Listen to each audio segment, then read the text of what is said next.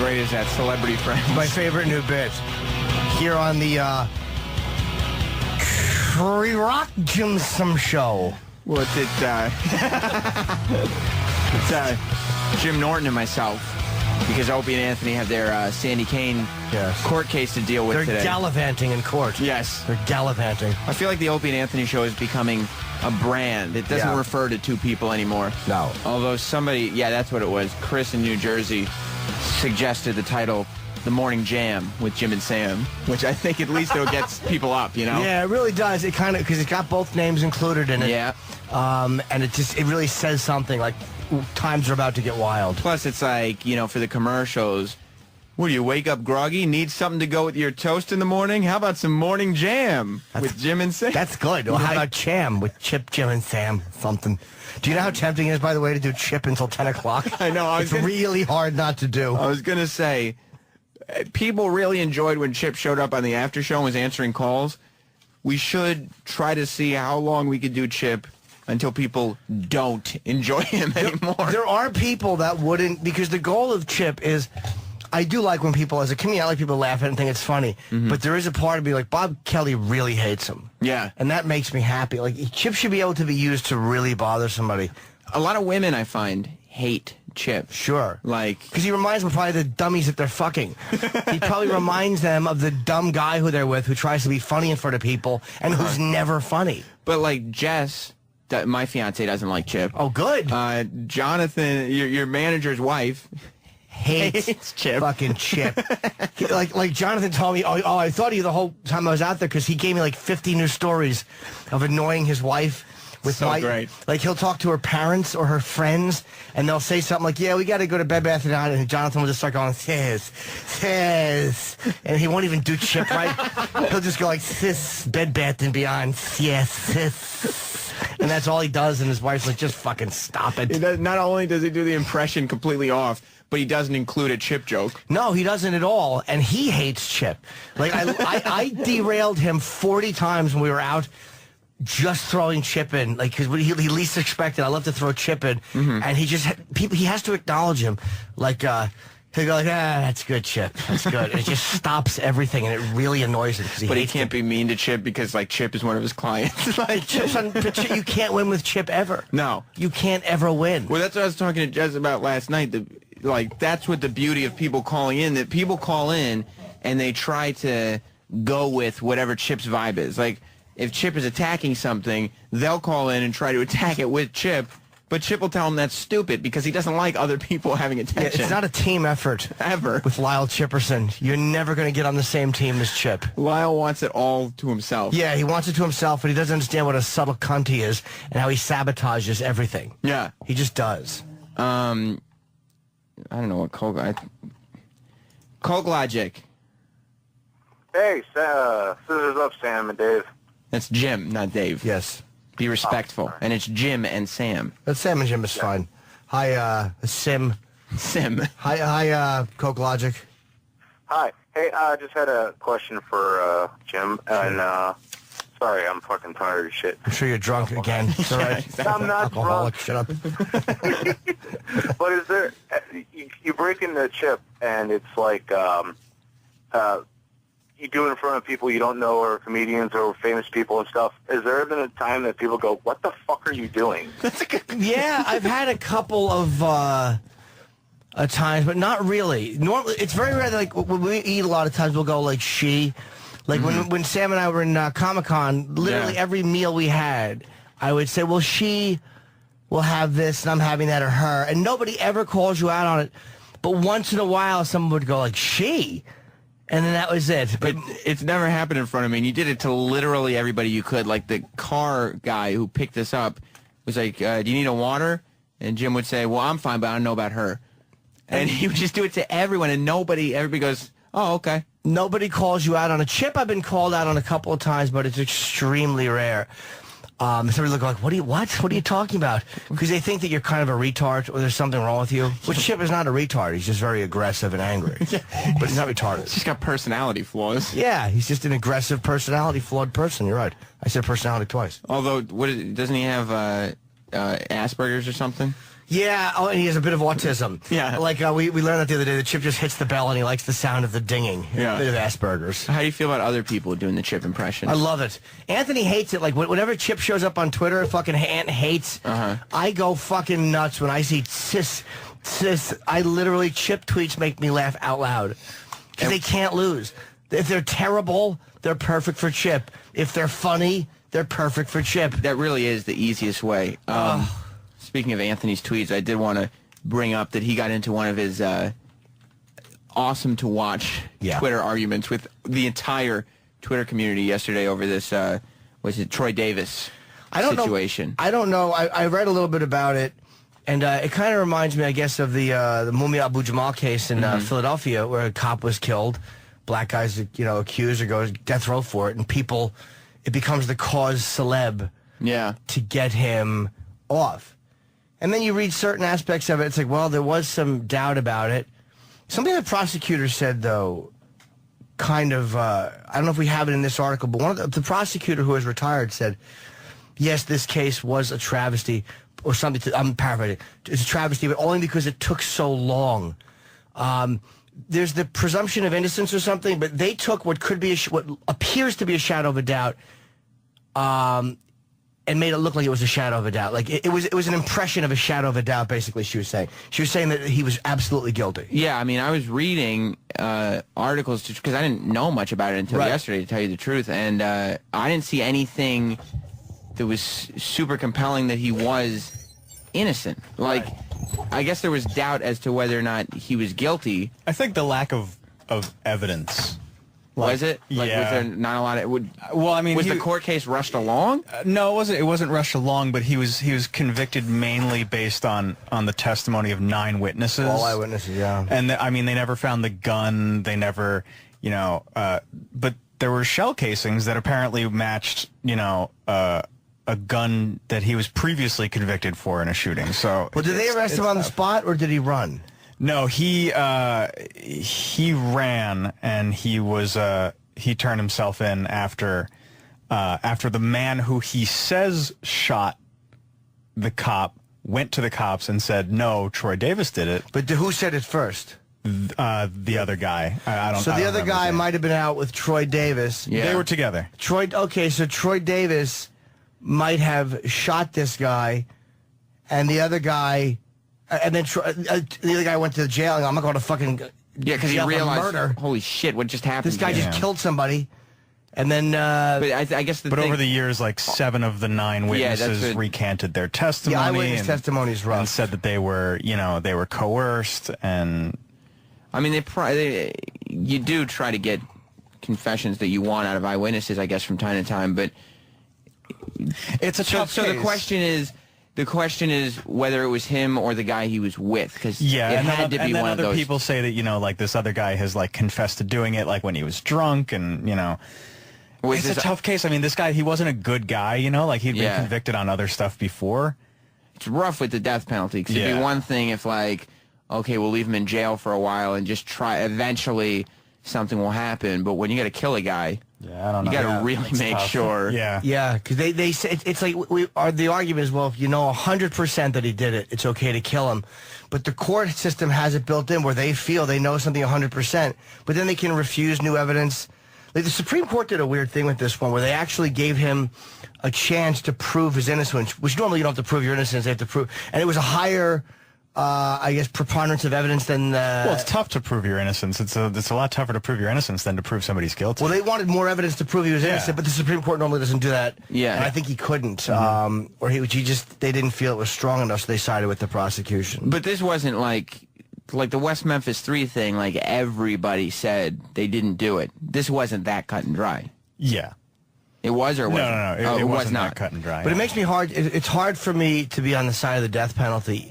I mean, of course, a cop killer I think deserves to be put to death. Yeah. But I don't trust that we're 100% right. Well, yeah, because so many mistakes have been made. There's so many times that it's been proven that this guy really didn't do it. Oh, he's been in jail for 25 years and now he's being released. DNA gets a lot. Yeah. And the fucking fact that fuck prosecutors on some cases. Like when you look at that guy Nifong or whatever his name was in the the 3 Duke guys, who was the prosecutor who was fucking being a total twat and was disbarred for his behavior. They're dirty too sometimes. They don't want to admit they made a mistake. They don't want to admit they prosecuted the wrong guy. Well, that's why the West Memphis 3 had to put in an Alfred plea, because the prosecution doesn't want to admit that they were wrong. The They fucking knew that they were prosecution, wrong. why wouldn't you order DNA evidence if you put a guy in jail you shouldn't have? Yeah. Fucking terrible. Like, be a person, be a human being. Like, you have to admit, yeah, I made a mistake here. Like, it wasn't just one person who did it. It was a whole, obviously everybody has to come together to put somebody in jail. One person can't put a guy in jail.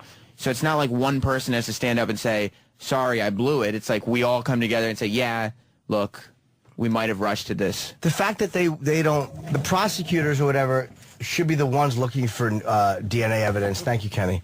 And trying to get guys free if they put them in jail. They don't care. They got really the don't. win. Yeah, that's what it is. It's like they want to make sure that they have a good record, that they have enough wins. So it's like whatever person you put in front of them, their job is to put them in jail, not to figure out whether Not to do the right thing. Their job is to get the death penalty for Wow, them. welcome to the Liberals Radio Hour. We really sound like flamers. Yeah, Ant's probably going crazy somewhere like, Guy was a piece of shit. yeah, Fuck him. Well, that's what he was doing on Twitter last night. Well, Like, no one's. I mean, we're all sitting here, but no one's complaining about the white supremacist who was killed yesterday. I mean, I think if we know he was guilty, Sure, it exactly. wasn't I that bad about mean, his guilty. I'm not against the death penalty when when it's been proven that you dragged a black man for miles. That's what I love about Ant, though. Like, we're all sitting here saying, well, I guess it could have been. Ant was never so sure of anyone's guilt in his life yesterday. He knew that man killed that cop and needed to die today. Yeah, I'm up in the air. I just think that poor people, I don't even think it's racial. I think it's just poor people have a much higher shot at getting it because they can't afford the defenses. Yeah. And I don't trust it. I mean, but is this other guy saying anything that was with him, or what happened to I don't the know. other guy? Is he in jail? I imagine now he's not going to confess. Yeah, I know. I imagine he's going to keep that under his hat if he did do it. Just kill them both. I mean, that way. I don't like fucking eyewitness stuff only being enough to get a guy put to death, though. Yeah. Because eyewitnesses are fucking idiots. And they never found the gun? No. But then again, 9 people saying they saw you do something. That's a lot of eyewitnesses. Yeah, were they changing their opinions because they started to feel guilty? Like, That- oh no, the weight of what I said is having this guy killed? That probably has a lot to do with it. Like people going back and say, well, it could have been someone else. I mean, was I coerced? When in actuality, the cops are probably more forcing them to remember. Like, no, think about it. Think, was it? And finally they'll say yes.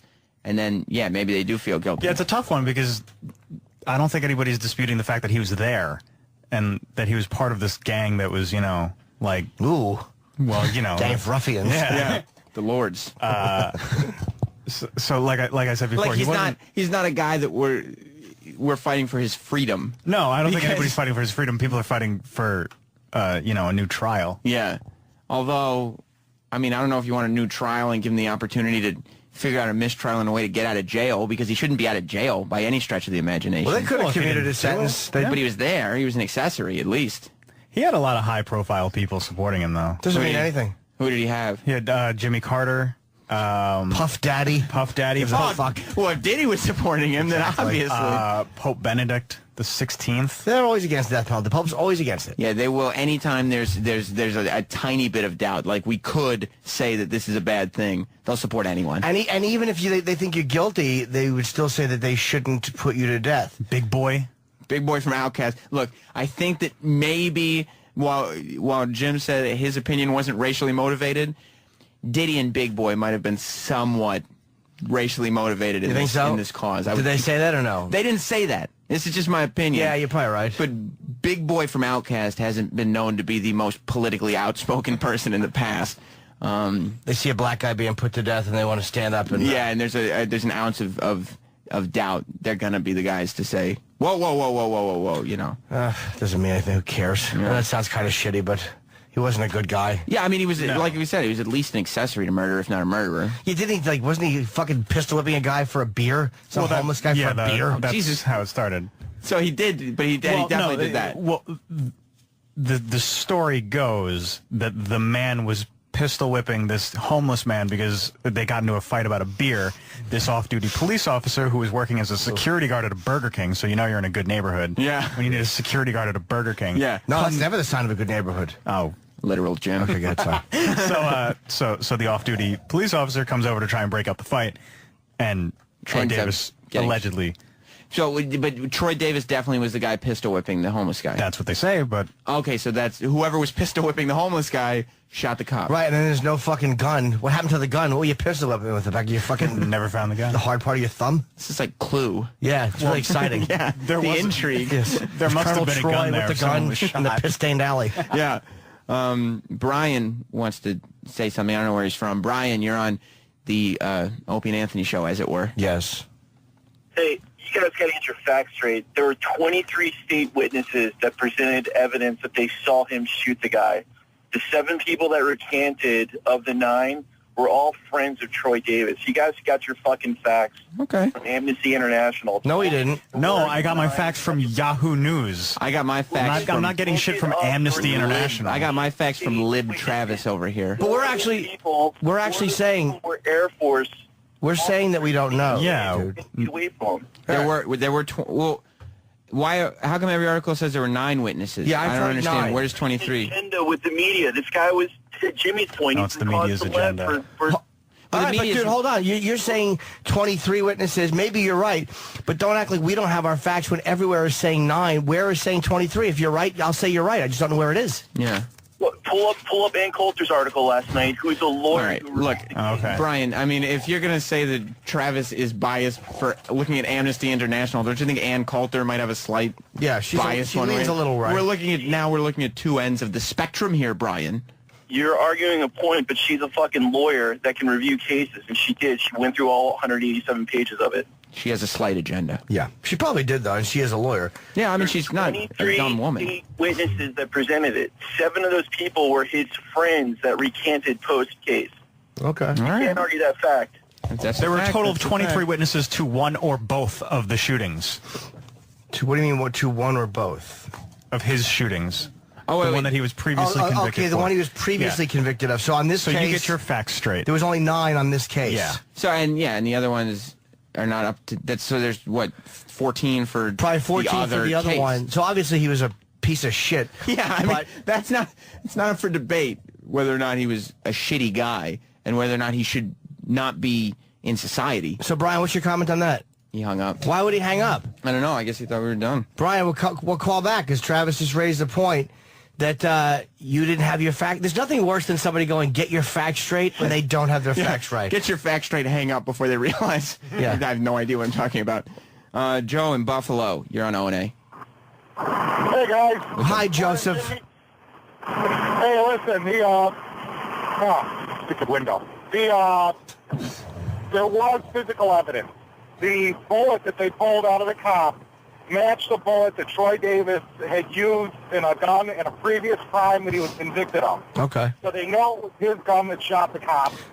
And the witnesses that changed their testimony, they didn't say that he didn't shoot the cop. They just softened their testimony. Well, we're not sure. Yeah, that's what. There may be a lot of that guilt you were talking about. What happened? Why was he on the street if he was convicted of another fucking murder? I don't think it was necessarily a murder. It was just a shooting. Okay. It was a robbery. Oh, okay. See, that's, Okay. that's what I keep saying. It's tough because this guy obviously wasn't a good guy. That's a fucking... You know? Yeah, it seems Just like, because you didn't find the gun, you still... The casings matched, Yeah. Yeah. So if he didn't do it, his friend took his gun and did it. And he probably shot the cop. Don't you wish it was Troy Kwan we were talking about? It's a Quanspiracy. I just have questions about this shooting. That's all I'm saying. I just have questions. The callers call up, and instead of like we're saying, yeah, maybe you're right. Look, I don't have the answers. Just the questions. You know, I just don't have time to investigate it. Oh, I don't. I would love to see. Although we would ask Troy for his opinion. I haven't done the research. I don't know. I'm just saying that we might not know what happened. We probably don't know what happened that night. You know where the murder weapon is? Where? Harp. Harp. Mark in New York. Hello. Hi, What's up, Mark. Mark? It's wrong, but that's all right. Okay. You guys were talking about when this guy was pistol whipping him, that they never discovered the gun.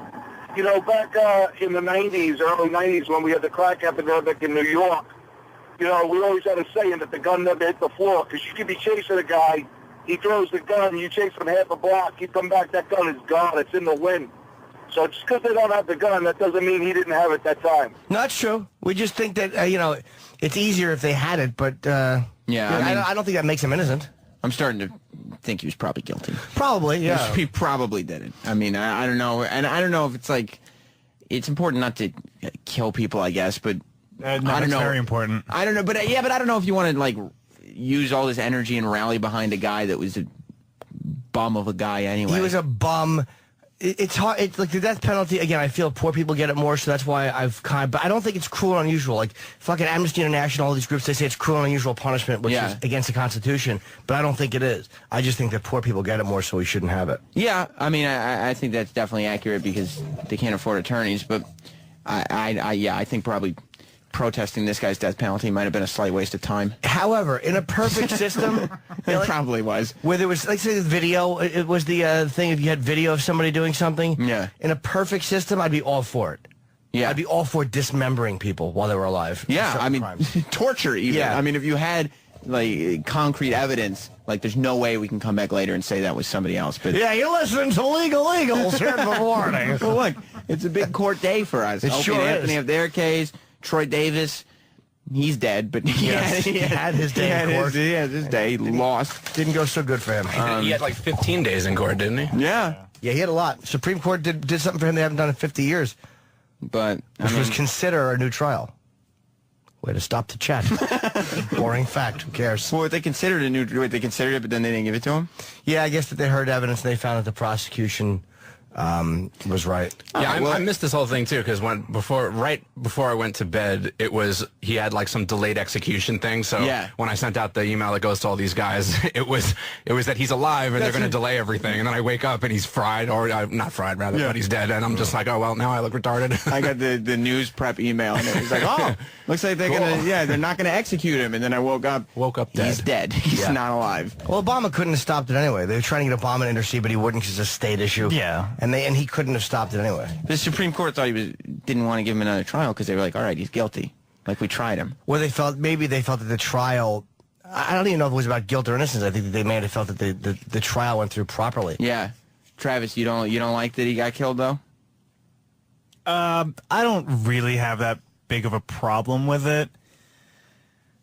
But, like Jim said, like, I don't have a problem with the death penalty if it's 100% like, this guy is Yeah, guilty. like, if there's no denying it. Like so guilty.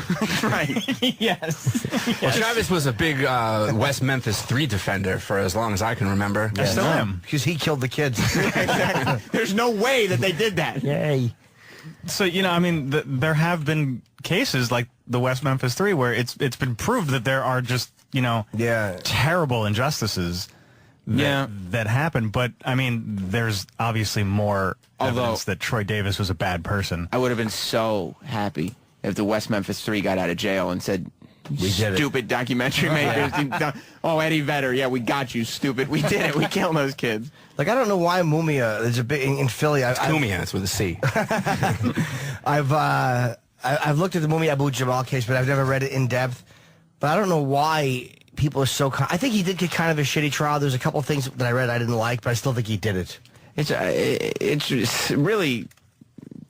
I mean, I guess they killed somebody, so there's nothing more scummy than that. But it's the worst when somebody does a crime and realizes that, well, there might be a loophole somewhere, so I can just trick everybody into thinking that I was, that there was injustice against me. Yeah, it's I don't know. It's just I saw a documentary recently on fucking on DNA evidence, and there's so many people that have gotten out of prison on DNA. Yeah, that's scary. And what bothers me is that the state is wasting all this money when what they should be doing is if you're in jail and there was any doubt for a rapist or a murderer or a pedophile, and DNA can help you, any prosecutor that fights DNA evidence, and I know some fucking dickhead convicts will use it just to drag things out and delay it. But any prosecutor that fights DNA evidence in a case like this should just be fucking thrown off the prosecution force, whatever it is. Do you get badges if you're on the prosecution force? And we're trying to have serious conversation. I realized I didn't know where it was going. I was going to say shot, but I realized that was too harsh. Should be disbarred. Disbarred, yes. Thank you. You are no longer welcome on the prosecution force. That's like the shitty rip-off copy of the Justice League. Yeah, the prosecution force. Just lawyers in capes. A bunch of women with awful tits and perms named Marsha flying around. Rob in New Jersey. Hey, what's going on, guys? Hello? Can you hear me? Yes, sir. So, listen to this whole debate on the death penalty. My uncle, his name was Peter Voto, was killed by Thomas Trantino back in the 60s. It was called The Night at the Angel Lounge in Lodi, New Jersey. Is that, confirmed, or are you making accusations? No. Okay. No. It was Okay. confirmed. He was convicted of it. His partner was killed in New York City. They found him at a hotel and straightened him out quick. But this friggin' animal, he gets a death penalty. Then all of a sudden New Jersey overturns the death penalty and says, okay, no, life imprisonment. And then they let him out on parole.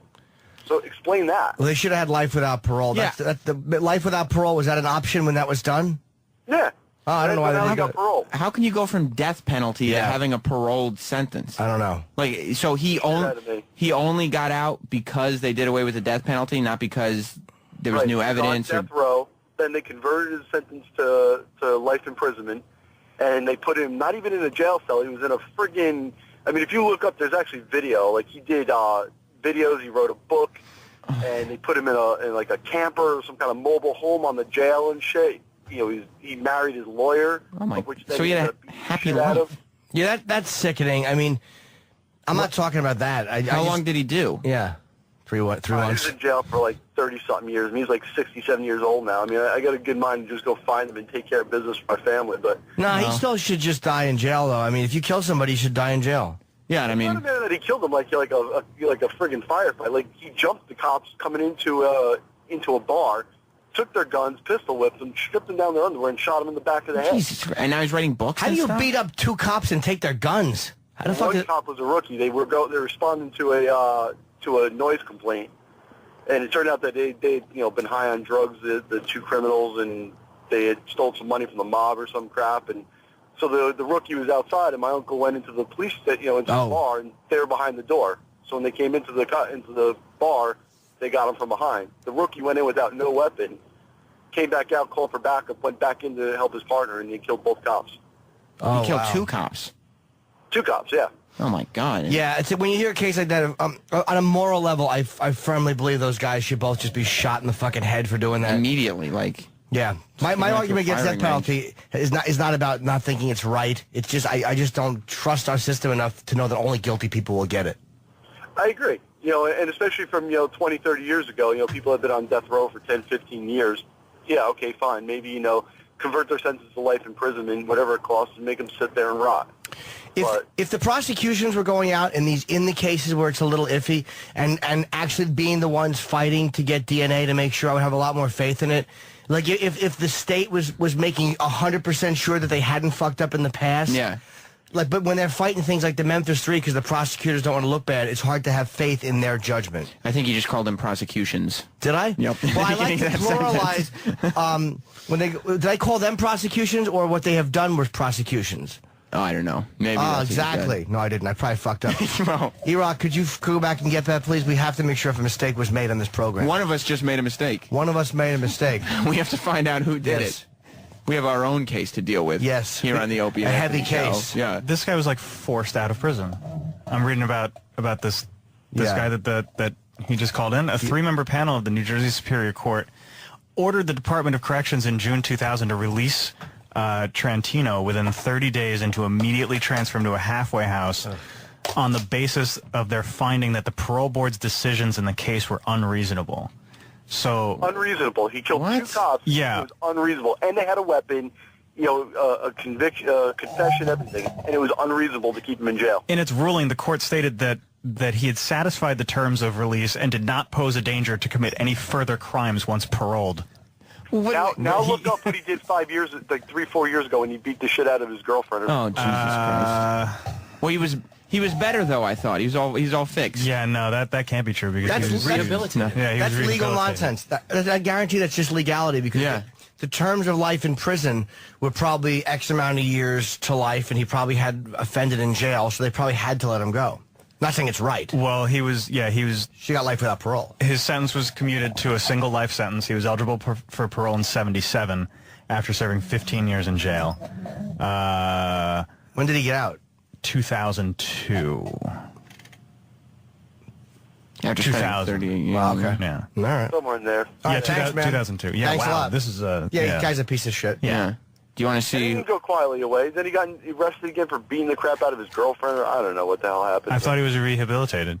Yeah, I think he's fine. Well, anytime, let's be honest here. Anytime someone beats their girlfriend, it's wrong. But I always want to know what she was saying first. Right, like what did she do to cause Let's not this? jump to conclusions. Thanks, Rob. Was she talking during the game? Yeah. All right. You want to see who made the mistake? Eric's got the clip. Of course he does.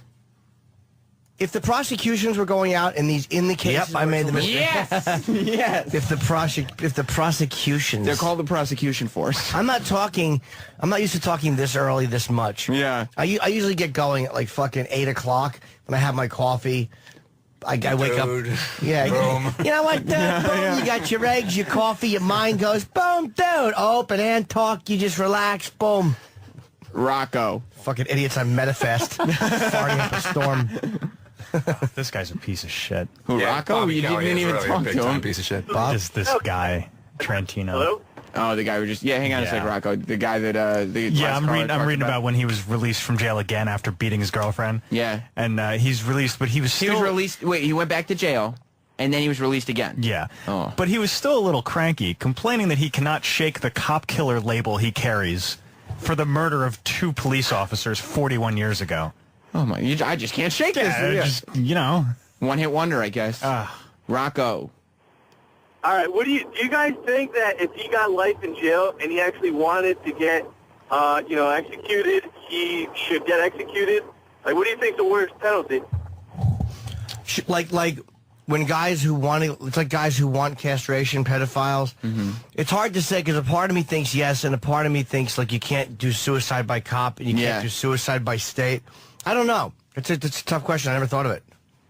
Yeah, I mean, I guess you have, because you can't go case by case every single time. You have to. I mean, I would think there might Some be one. people would rather just be killed. Yeah, but I think you have to just deal with that to kill the people who need to be killed. And lawyer men's might not allow that to happen. Yeah. And lawyer men's and prison peoples might fight that. I don't know. There's an Indian, Andrew the Indian, who wants to tell us about the old Indian way of handling. And by the way, they won't let you hang yourself, and they take your shoelaces. The state has a certain responsibility for you once you're in incarceration. This way they can't kill you and blame it on suicide. Yeah, but I've seen Oz, and I know they can get around that. I know, me too. Remember out of BC? Whose stick didn't get hard when he walked in the room? I challenge you. Yeah, exactly, with his shirt off and his hand down his trousers. My fucking God. If I only knew he'd be on the plane on Lost, I know I'd have taken a trip. Andrew the Indian, you're on the show. Yeah, how we doing, boys? Hey. Yeah, this, that's the other. But listen, old WNEW, what I got to say is when there was something like this happening in the tribe back in the day, people were just, that's it. They were just left. Put them out on the edge of the camp, get the fuck out of here. Just step away. I'd take that over life in prison. That sounds much better. Like, okay, you have somewhere. Yeah, you have to leave Westchester. You got to leave. You got to leave anything, what you're used to, you're out. You're finished. End of story. I don't want to see you anymore. We don't want to see you anymore. You're away from everybody that held you dear. Tough break. We thought it was going to be a harsh, like, fucking apocalypto type treatment. It's just go away now. Don't come back, you. We're way better at punishing people. Jimmy, check it out. When there was a divorce, if the wife wanted to move her old man out, she just put his moccasins outside the teepee. No jokes. But if he wanted to get rid of her, he could cut her nose off, cut the tip of her nose off. End of story. Bitch, get the fuck out of here. Yeah, but then how would she smell things? I don't know. I love the enthusiasm of Andrew, who's telling these like stories that he's giving an example of the death penalty that's much easier than ours, but he's telling it in a way to make it sound like it's this mega thing. Like, they made him leave. They couldn't come back. He's saying with enthusiasm and muster. On the Patrice tip, why? My question is, why are the cops always right? Why is the state always right?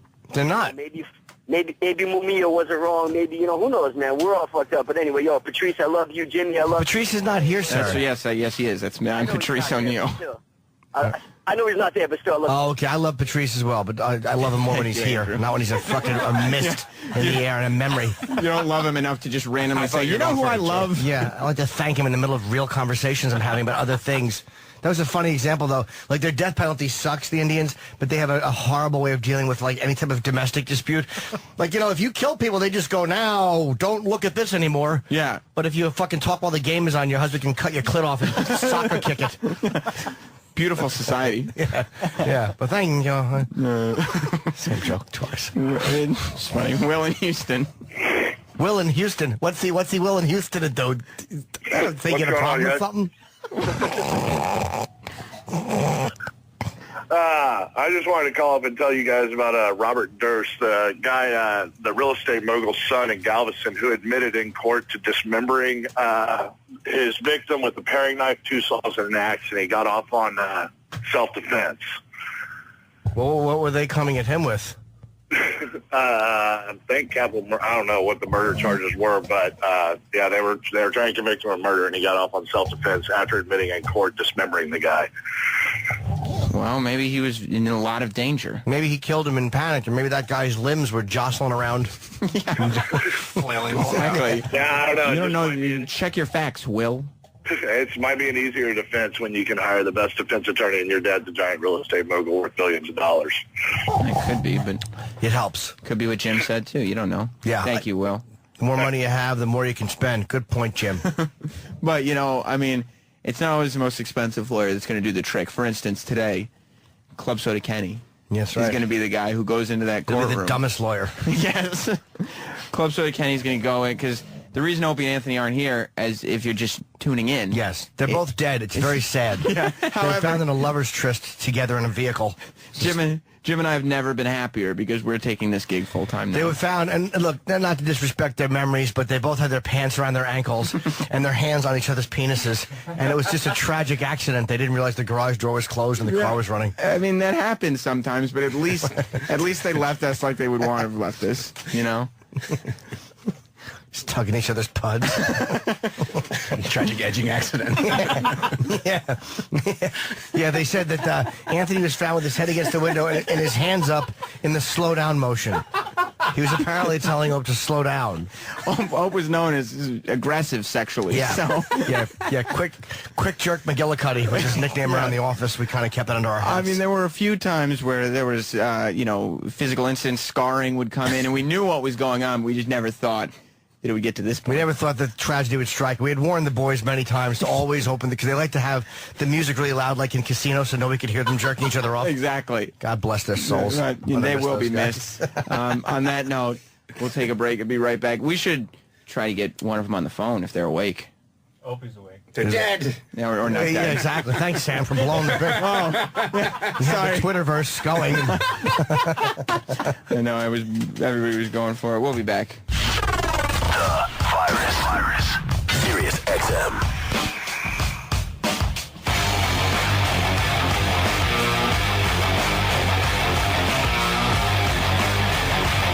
The Opie and Anthony show, kind of. Sans Opie and Anthony. Yeah, Opie and Anthony are taking care of the biggest legal battle in the history of New York State, possibly the country. Yeah. The Opie and Anthony show versus Sandy Kane. She's suing Opie and Anthony for a guitar being smashed and a hat being taken in small claims court. If nothing else, it's hilarious, but they'll be back tomorrow. Eric, have you heard from Opie at all? Yeah, I just got a text because I asked him hey, do you have the hotline? Do you want to call in? And he told me to fuck off. Well, why don't you call him on the hotline? I did. He's not picking up. Okay, well, I guess we won't be hearing from Opie then. Well, you know what it is. We have Brittany Andrews in today, who I think is really hot. Yes. Big, giant tits. And Levi Johnston, Sarah Palin's almost son-in-law. Everybody knows who he is. Yeah, apparently Brittany Andrews is now a producer-director. Oh, is that what she's doing? That's what it says on the sheet that Roland just gave She looks very good, too. Well, I wonder if she's still doing porn. I guess she's... She did fetish stuff, too. She was fucking hot, man. I'm assuming she's producing, directing porn. I didn't really read. I'm glad that you brought that question up, because it would have been embarrassing. Yeah, I know. I didn't do much research on her at all. I did none, I should say. I'm lying. Zero. Much. I did zero. Because I was too busy reading his book. And, well, she'll probably be more of a go with the flow, let's just comment on what's in front of us interview than what's his name? I'm trying to get a couple of questions. I want to practice my Levi interview. All right, who do you want to be Levi? Whoever Danny can be Levi. Okay, that'd be great. I mean, Danny, do you want to take the role of? I'll try. I'll do my best. Are you going to do Playgirl? Yes. Okay. Yes, I am. I'm going to show my big Alaskan hog to everybody. Okay. How tall is John McCain? Oh God, not a good question. No, that's boring. How tall is John McCain? Yeah. No. You met him. Well, I know, of course he met him, but we could probably just look that up. All right. I mean, do you have any other? Do you fly Alaska Air more because you're from Alaska? That's stupid too. I don't like these questions. Yeah, that's a dumb question. You know how bad I wanted to pre-record Chip calling in? We got to do a pre-record Chip someday so I can do a Chip phoner while I'm sitting here. Oh, and you could just sit here and interview and go, I think we have a call. You have a call. And then Chip picks up. Yeah, Levi, what do you got, your own jeans on or something? You missed that I made that joke before you came in. I didn't hear it. Except Danny wasn't doing a character. No, it was just completely legitimate. It was just being legitimate Danny. humor. Oh, Yeah. that's funny. There's nothing worse than when Chip repeats something you've said in real life. It's humiliating for all to hear. Yeah. We could set that up if you want. Yeah, I want to do that a couple times, like, oh no, Troy is pulling Travis away. Why? I just wanted to hear something quick. Oh, okay, cool. So, Troy, do you have any opinion on the Troy Davis case? Yes. No. No. You haven't done the research? No. No opinions, but any questions? No. Okay. It's a Quanspiracy. I don't like the way Troy's hat fits him because none of his hair is sticking out. He looks like a child. Yeah. Looks like a small boy. Straight brimmed hat. Yeah. Fucking our gang. Beat it.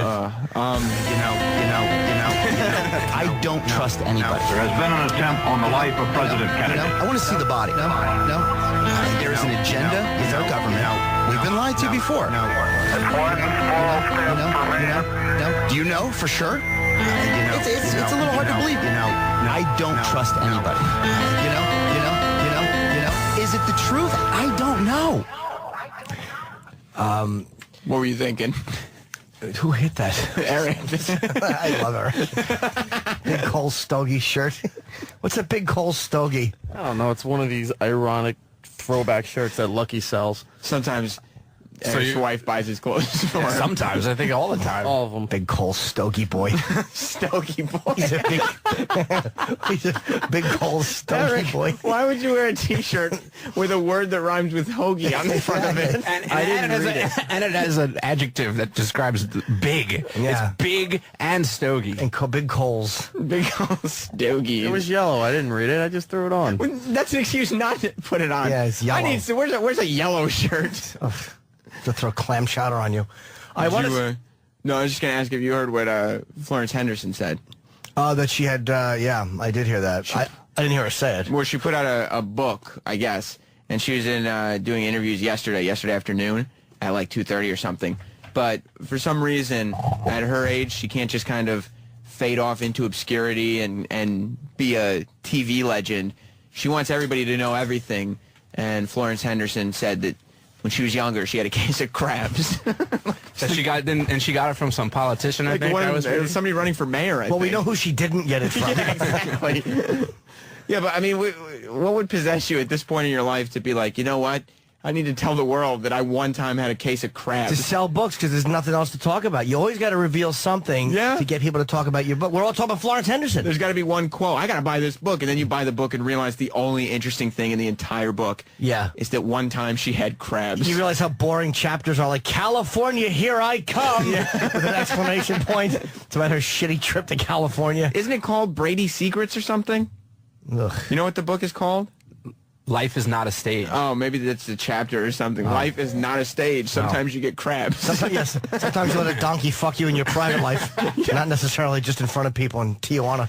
She just wanted to cash in on everybody thinking of wholesome Mrs. Brady fucking some guy giving her crabs. At least that's a juicy tidbit. I hate these fucking Brady books because none of them ever reveal anything. Yeah. Oh, Mike Lookinlin revealed that one time Robert Reed said shit because his coffee spilled. Ooh. He cussed. Or the Saved by the Bell tell-all that stupid Screech came out. There was just lies. Like, he wrote, like, Zach and Kelly was in a threesome with the show producer, and Slater used to hook up with, like, and then, you know, Lisa would fuck everybody on staff. And there's this whole list of things that Screech, I mean, they had to be made up because nobody gave them any credibility. I kind of like the fact that at least he wrote interesting stuff, though. If you're going to lie, make it good. Yeah, it was interesting. She said she woke up to little black things crawling over her bed and body. It's Anthony's worst nightmare. Wow. Henderson immediately went to a doctor who helped her get rid of the creepy crawlers. And creepy crawlers? Well, I have creepy crawlers on my vagina. Please isolate that too. And Lindsay, the mayor's name was John Lindsay. What was he the mayor of? He was Crabtown or something, right, Travis? No, New York City. Anybody laugh at that?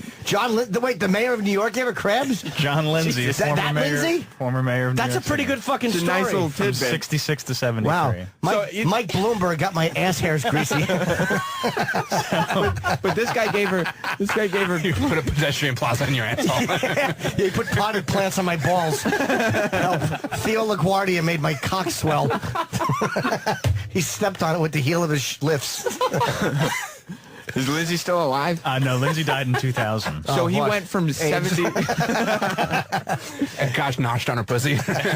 He went from 73 to 2000, thinking, "Oh, nobody's ever going to find out about it." And then Florence Henderson has to embarrass the rest of his surviving family by announcing he had crabs and gave it to her. He sent her flowers in an apology letter. Oh, he knew. That's hilarious. Got the Sorry med about cock. the Sorry, babe. crabs. Yeah. I bet they made that Brady Bunch tinkling noise. Yeah.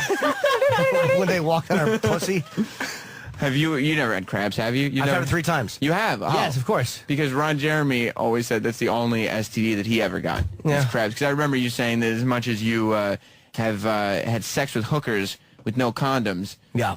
crabs is the only thing you've gotten. Crabs I got 3 times, twice from the same girl in a week. This black girl I fucked when I was 19. But to get crabs twice in a week, that means you have to be cured and then get them again. Yeah, she wasn't really, I knew I had them. I felt them the next day. Like I felt something and I looked down.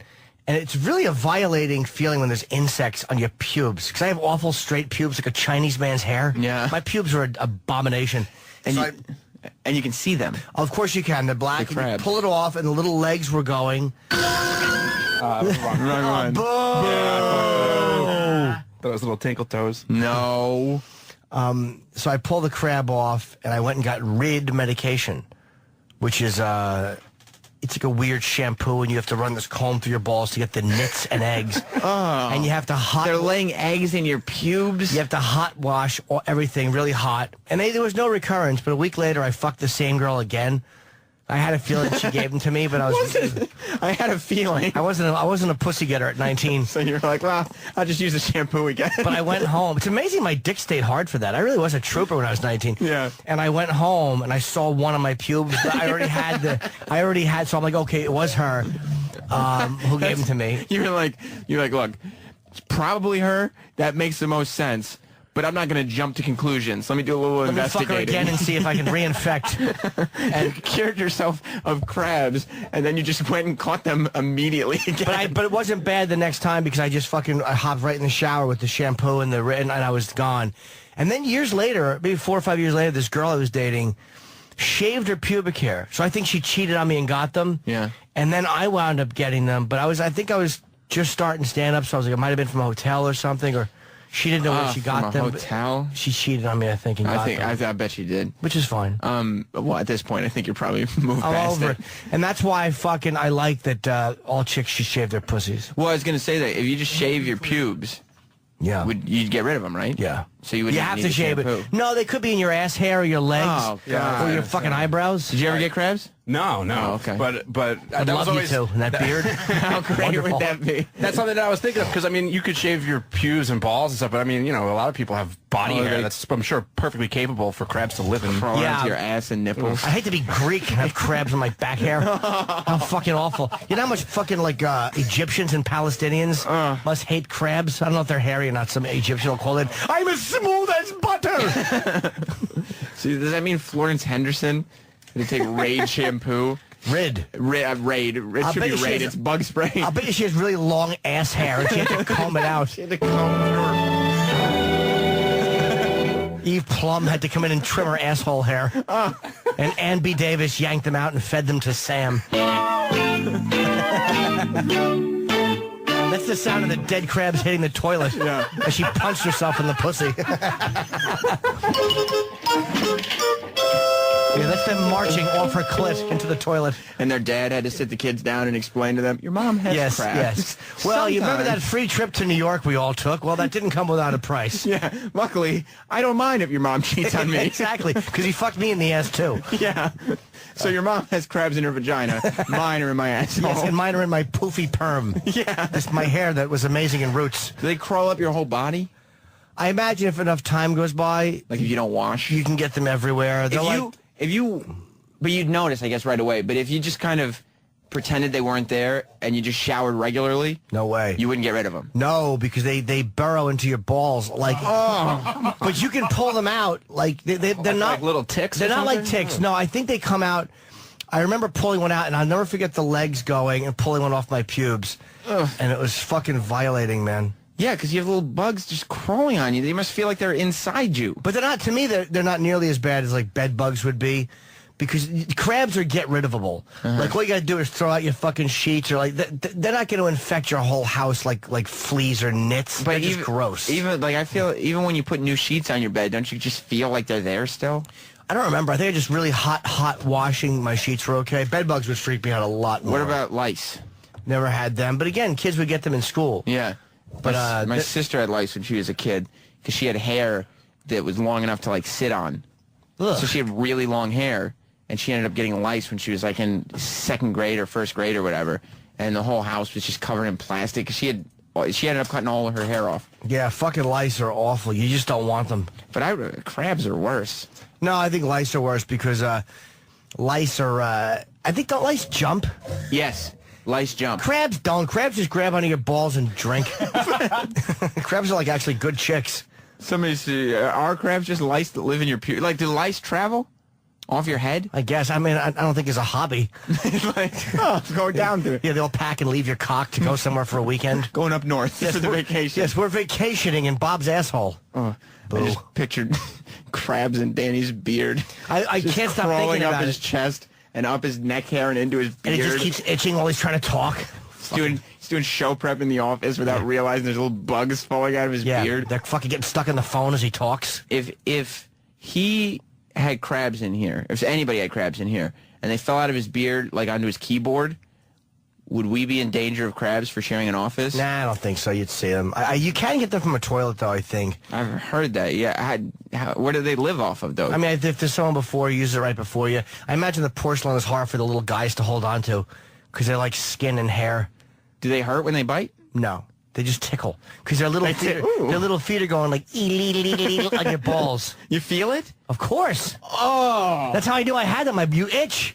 And you can you're scratching because they're walking. You feel like there's bugs moving on your groin. Yeah. And then you look down and see you can see there them. Are bugs moving. A lot of times you'll see them and they're in the very base of where they are is where the hair meets your skin. Oh. And you'll see a black bump and you're not sure if it's just a hair bump and you pull it out and you go, oh no. That wasn't just a hair bump. I mean, pardon the interruption of crabs talk for a second, but Kenny, Speaking of crabs, you should have said. Have you ever had crabs? I don't have any STDs. I'm not asking if you have. Have you had? I mean, crabs is something you get rid of. I said I've never had That's not what you said. STDs. You said I don't have any. I've never had any. Oh, okay. Are you headed down to the courthouse? You have to have a sexual relation to get those. I hate your double-tied manila envelope. It's got the two red things on it with the string between them. It's secured. That's the evidence. It's all right here. Oh my God! You're gonna set our boys free today. Yes, I am leaving now. I hope he gets them fucking like 8 years in real prison. Yeah, it's just... That's illegal to shoot a hat. To shoot a hat that has been defecated in some old law, like the Western days. He's just going to get everybody in contempt of court. No, what do you think? I'm going to be like Al Pacino in that movie? What movie? I don't know. What movie was that? I'm not helping you. So are you headed down there? Yes, I'm going to get to talent, and then, the defendants. Uh-huh. And then we're going down there. Where's Ant? We're doing some trial preparation. Why? No, meaning where are you? I know where Opie lives. You picking Opie up? Are you picking Ant up there, or is he meeting you down there? Kenny has it like it's not a secret. He won't give information that is not. Oh, I forgot. Okay. Like you could just say, I'm going to go ahead and say this. I hope I'm not incriminating everybody. Ant stayed in the city last night. That's right. What? I know you didn't want the information to be out there. In the same city that he's going to court in? New York. Kenny, how could you let that leak out? New York City, and I'm sorry that I let this out before the trial began. Anthony's in the Big Apple. Oh, great. That's right. Yeah, this Kenny just stares at the microphone. He just shrugged to the microphone pretty much. You could have just said the words, I don't know. That would have helped someone. Yeah, where is Audible medium. I'm leaving now. All right, well, Nice. best of luck, and please call with updates. call in, yeah, because Opie told E-Rock to go fuck himself when E-Rock asked if we wanted to get an update. I haven't had the balls to call Ant. Good one. So, yeah, I mean, we would love to hear from you guys. Even if Opie and Anthony don't want to talk, just to hear from you would be a blessing. I'll put status updates on shitty Facebook. Why don't you just call in? I hate the new fucking Facebook. You do. You've gotten more angry as the days progress. It just annoys me. Why don't we get Zuckerberg on the phone? Eric, Sam. can you get me Zuckerberg? I'll see what I can. I could actually get Zuckerberg. You He's been could. in one of my shows, yeah. Zuckerberg did? No, I lied. I just want to see what that would feel like to say. I could actually That a big shot came to see me.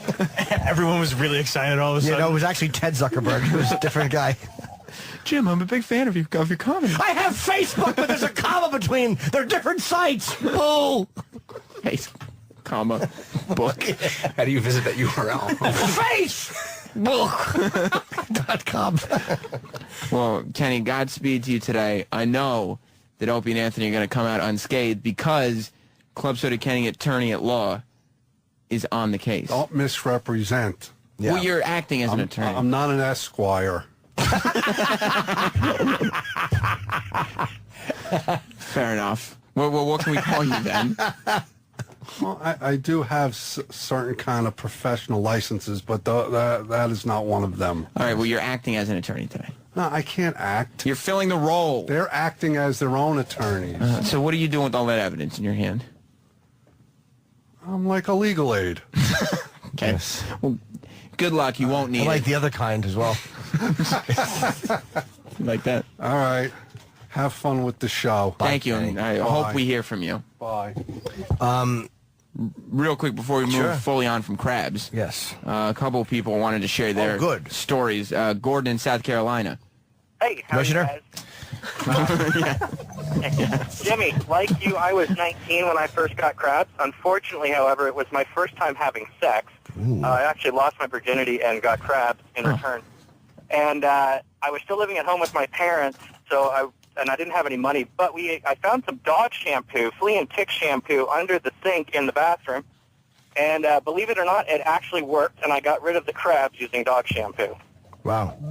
Well, I mean, let that be a lesson to all of you out there with crabs. Exactly. Oh, I'm sorry. Just get some dog shampoo. Dugan in New Jersey. Good morning, boys. Hello, I have some fun crab facts. That there's actually two types. Thank God. I was just thinking that the Jam Show with Jim and Sam, or what, Jam in the Morning, whatever they called this show, didn't have enough crab fun facts. We had stories. Yeah, no fun facts. You should go on a menu in like an Arby's. Fun facts about crabs. Yeah, there's pube crabs and there's head lice. Yeah, we know that. I mean, I know they both exist. Yeah, I know those. That's not a fun fact. Head lice and pube crabs, yeah.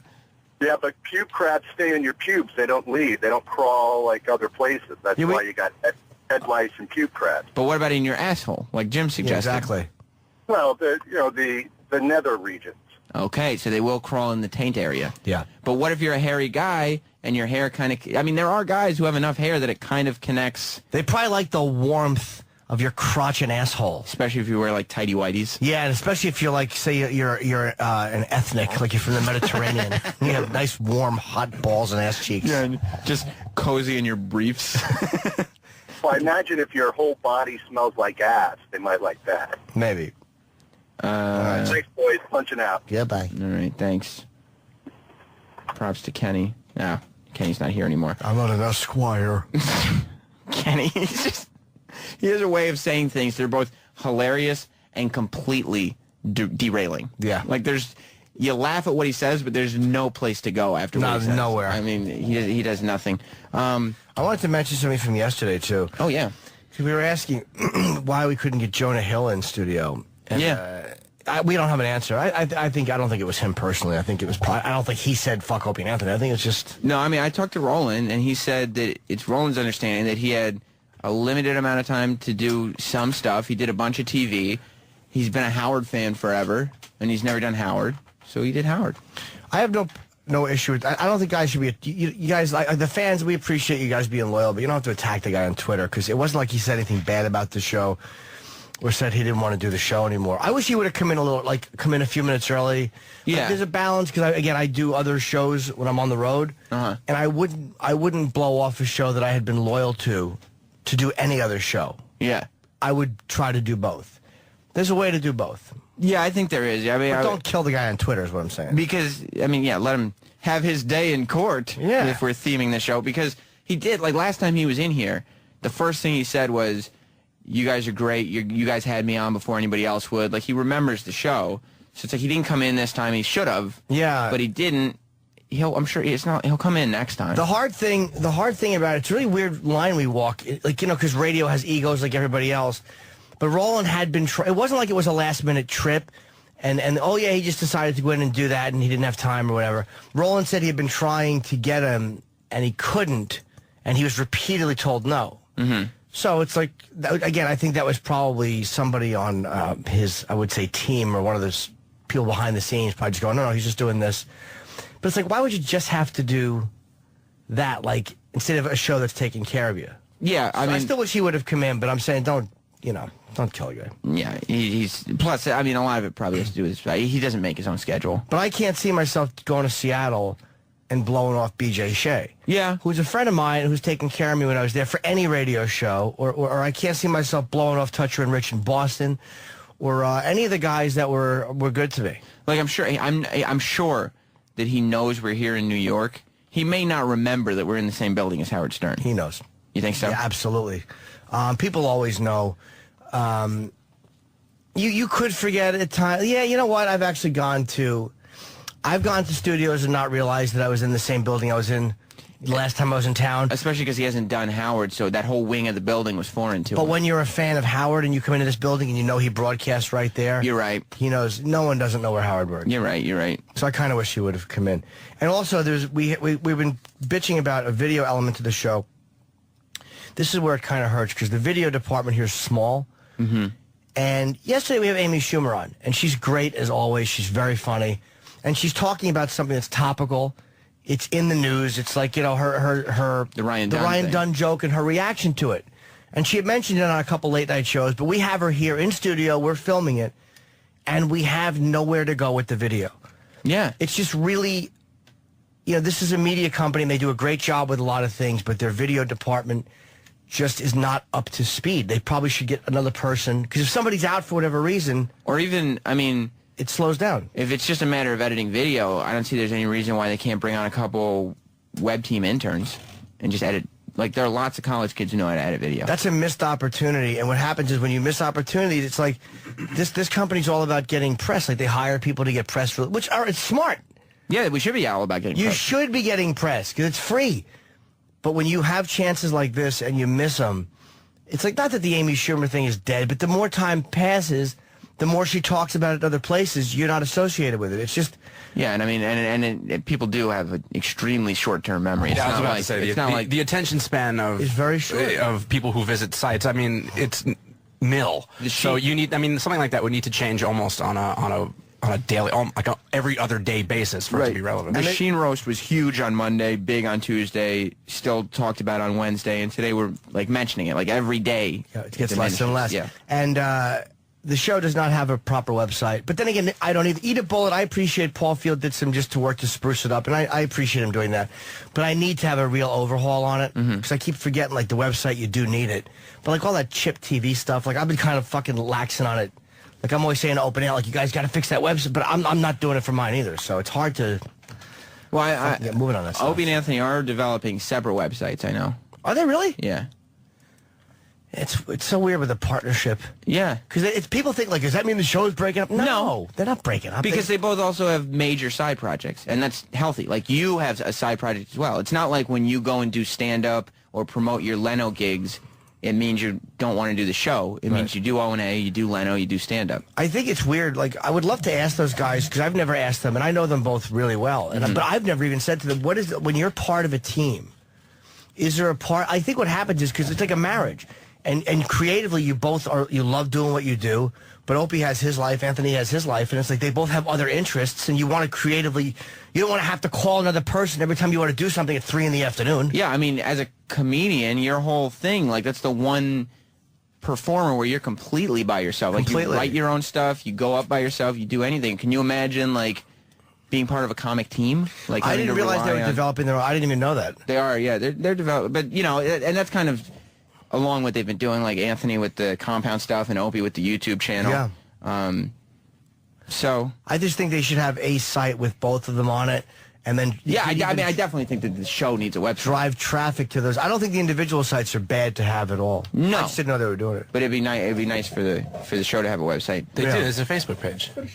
Facebook is just not the same. Yeah, but man. that's it's good enough. It's just not the same. It's not. No, I mean, sure. You need a website with the links to your Twitters and your Facebooks. Nah, that's irrelevant. There's a really weird thing with videos. Like, viral videos are so hard. Like, Louis has tapped into something because he's really great at doing them. I mean, like when he walked into the pool. I mean, he's just a creative fucking editor, director. Yeah.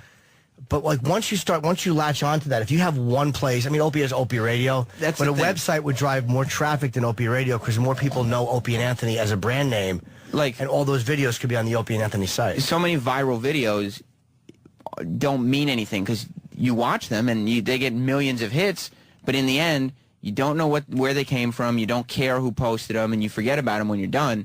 You do need a home base. Like, you need to be able to say, oh, what's this guy from? One click away. I found out recently, a girl I dated years ago while I was working here, and we never had, we broke up and we kind of remained casual friends. And I find out she's fucking got these online videos. They're exercise videos. But, like, they have like 800,000 hits. You think they're all being watched for the exercise part? No! She's actually really good at I don't want to say what she does, but she's really good at it. But it's fucking amazing to, like, and she has, like, this central place that everybody goes to fucking, I'm like, wow. And that's her all she videos does? have a lot more hits than ours She's do. not famous for other stuff? No. Wow. No. It's just, a lot of guys probably jerk off to him. Yeah, I know I have. I would think so, yeah. I'm like, how dumb am I? Exactly. Before you got to the website, they each had like 50,000 views, and now they have 800,000. But it just, I was just amazed at, like, this is what you can do on the web without a radio show even. You can have a fucking real web presence and a real fucking career without a radio show. But you do need a home base. You have to have a fucking home base. Yeah. And I'm sure I could find a web guy. There's 100 web guys who would redesign your website, but I know one specifically that would like to. Yeah, my agent handles a lot of bands, and they have people that have been offering to do it that do it. I want to get it done. I keep saying I'm going to get it done. I just got to put the money into having it done. Yeah. There's a couple people who are desperate to tell crap stories. Okay, you know what? We can never get it out. And look, Brittany Andrews is coming in. Yeah. And she did porn and fetish. They have probably dealt with... I think Belladonna one time said she had one in her eye. A crab? Yeah. Oh. But it was actually in a seafood restaurant. Oh. That was Jim realizing that was a Chip joke and quickly covering. That's the best part about Chip, that, like, you can bomb, and then real quick in the end just add a... Yeah, I know. Then all of a sudden say, I'm a big cold stogie boy. How is Stogie Boy in there? He's doing okay. By the way, that's what happens when you have a big cold stogie boy is a nickname for the rare but feasible, very solid flu shit. You say I dropped a big cold stogie boy. Eric, did you know that before you got the shirt? It always comes back to me being fat or shit. I'm not saying you're fat. I'm saying a big cold. Yeah, I'm not saying that either. I'm saying that you're a fat shit. Yeah. Oh, Dan. Dan. We weren't going there. I did it. It's a fat stogie. Oh, Travis. Well, I think that... No, I'm just asking. Oh. I just want to know what Big Cole Stogie sounds like, because... I mean, I know what Eric sounds like, obviously, and I know what the virus sounds like, but I've never even heard Big Cole Stogie. I would love to hear it. No. Yeah, there's no... Opie's not here to force him to do stuff. We technically don't carry boss juice. Yeah, there's no way I'm doing anything, and A big cold stogie. That's a flu shit that is really solid. And actually, if you step back from the bowl, it comes above the rim. That's a big cold stogie, boy. Eric, you knew that before you got it? No, I didn't. And they're really dark because you've been taking Pepto because you have the flu. Oh, that's disgusting. Why is the shirt yellow, Eric? Doesn't make any sense. Yeah. Should be dark brown. I just wore it because it was yellow. That's all. I didn't Why, know but what was why is on that it. a good thing? Like, why, Exactly. I don't have any yellow shirts, and I certainly wouldn't Big wear it cold because. stogie, boys, the sun. Eric, I feel Eric is like, because I've got shirts that, like, if I wear them, I'm like, I know I'm gonna have to be prepared to explain it or take shit or at least have an argument for it. So sometimes I'll wear them, sometimes I won't, depending on my mood. There's no way that Eric thought that shirt would draw any attention, because it shouldn't. It's just Eric happens to be wearing it, and it says Stogie Boy on it. By the way, let's take the crab calls, because I'm going to want to take a break before Miss Brittany. I would not like to make her wait. And, of course not. We may have to go right from her into Levi if he comes in after. So let's take a couple calls and take a break, and I'll make love. All right, we got a plan for the rest of the show. I love a plan. Larry in Florida. Hey, love you, Jim. I can't stand you, Sam. Oh, wait. Hey, good timing, because we got a hotline call. Oh, hotline call. Larry should have insulted Samuel. Put him on. Take him off hold. Take him off hold. Take him off hold. Take him off hold. Put him on hold. Let me pick him up. No. It's a real comedy of errors here, guys. Might not be for the air, Sam. Oh, so why wouldn't he call his cell phone? Does that mean I have to talk to Larry after he insulted me? Well, let's hang on. Sexman, or I'm sorry. I haven't hung up on you yet, Larry. Big cold stogie. No, it's Kenny. He's asking Sal to go grab something from the office and bring it downstairs. Oh, why would you call the hotline? We just... Oh, Kenny, I saw... Hi, sir. Larry, what do you want? Okay, start your call over from the beginning, sir. Yeah, repeat what you said. Nice. That's not funny. Okay. I love you, Jim. Sam, you're all right, I guess. No, I got crabs like when I was 19, and I had no idea what they were. So I went to the doctor. What could they have been? What do you think they were? Small dinosaurs? I was a kid. I didn't know. So Yay. a really, really bad infestation. Oh, okay. So I went to the doctor, got this stuff, put it on there. About 2 weeks later, I feel this shit crawling up my chest, into my beard, and it ended up infesting in my eyebrows, too. It was so... Oh, my God. Yeah. They were, like, infested in my eyebrows, in my beard, in my chest. But they weren't in my pubes anymore. So Commissioner Gordon, he don't know what the fuck he's talking about. They will travel. How do you get them? Your hair's at. How do you get them out of your eyebrows and beard? Well, I used this medical shampoo that the doctor gave me, and it killed the shit in my pubes. But I didn't know that they had moved up my chest. And about a week or so later, it chased them out like when an exterminator comes and clears your house and all the mice run to your neighbor's house. They ran up to your beard and eyebrows. Yeah, it was pretty disgusting. I got to admit, it was like the worst thing I've ever had. That's horrible, Larry. Horrible. Yeah. No, go ahead. No, I was just going to say it's not anything good. If anybody gets them, go to the doctor, get them taken care of. Don't be spreading them around. And the bad thing was I was still fucking this chick about a month later, and her pubes grew back. I didn't know why she had shaved her pussy. That's kind of the same thing that happened to me. Yeah, she shaved her pussy. I came back. I didn't know why. And then about, a few days later, I'm infested all over the place. Huh. And she wasn't even a whore. She was a really fucking nice girl. Yeah, but I mean, she had crabs. She was probably a little bit of a whore.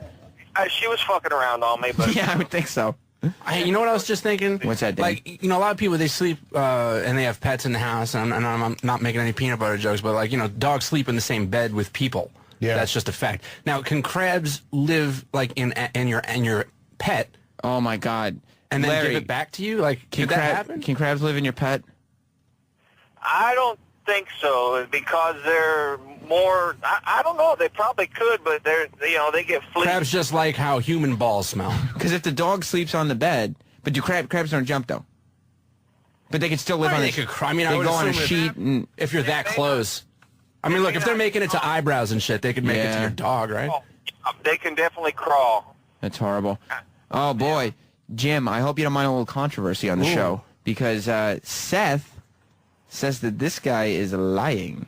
Seth. Oh, I'm lying? Okay. Yeah, hey, Jim, you had a beard when you were 19 for some crabs to infect there? He means Larry, not Jim. Larry, not me, sir. Yes, I had a beard at 19. Why do you want me to say I'm a hairy motherfucker? I don't know about that. Hey, Nah, that's fine. That's believable. Yeah, I knew kids in high school. Yeah, with I knew kids in beards. junior high school with full beards. I knew guys in other schools that had them too, right? You're just trying to one-up Elementary, everybody, right? Chip. He's trying to one-up it. Don't pay him no attention. My elementary, my dear Watson. You see, Dan, I told you not to pay any attention to him. Thank you, Larry. Why wouldn't you? It's the best in the world. No, because he just keeps going, I and know. he doesn't realize when to leave well enough alone. Let's go to the well or something. What, are you going to get some water? You thirsty? I'm not Now thirsty. you're doing it. What's up, Dave? Hey, fellas, how you doing today? Hi, Dave. I was good until Chip showed up. Oh, sorry about that. So I was kind of like in the same position as Jim, only I think I was a little bit more of a sex addict. I used to have hookers come into my parents' basement while they were upstairs asleep in like 1, 2 in the morning. I had like no fear of getting caught. I did the same thing. Really? Yes, I had a pregnant prostitute spark up a crack pipe. In your parents' house? Yes, where my grandmother used to sleep before she died. Was your mom and dad at home? I was fast asleep upstairs, dreaming that their son wasn't garbage. and a pregnant prostitute was smoking a crack pipe. 8 months pregnant. Yeah, Oh, my Holy God. shit. No bullshit. Oh, you have life experiences, Norton. Yeah, it's true. All right, so now that I've been one up, so this girl comes in. I can tell she's dirty, but does that stop me? No. I go ahead and hit it anyway.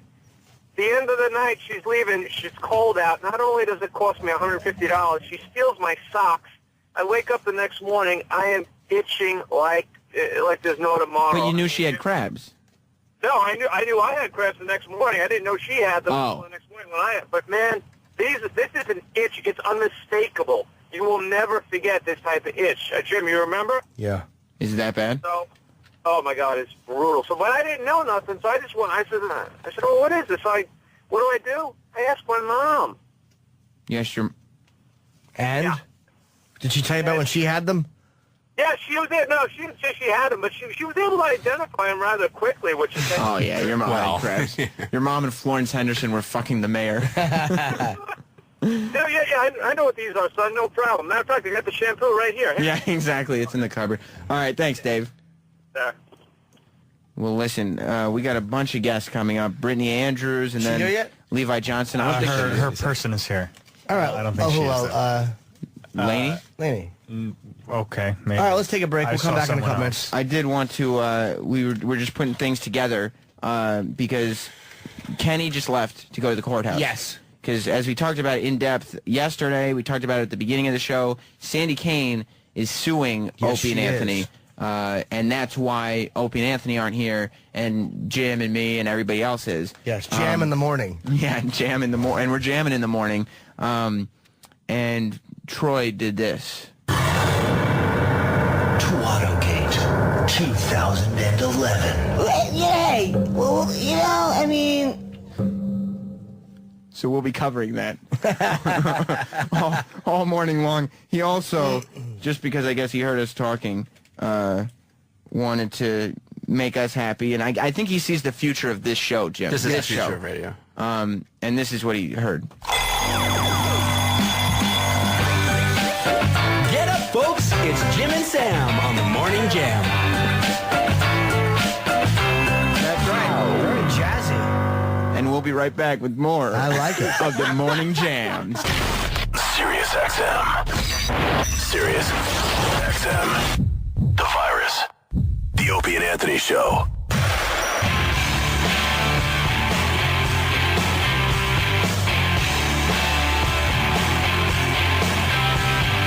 What's going on? You got the production wrong. I mean, I guess this is the Opie and Anthony Show, but Jim, I mean, I didn't know if they wanted it brought to air, but you brought to air that O&A are no longer with us. Yeah, and I think the fact that we've immediately changed the name of the show is very important. I think you should, yeah. Okay, I'll bring it back the way it should be brought back. Eric, if we could bring Please. down the music.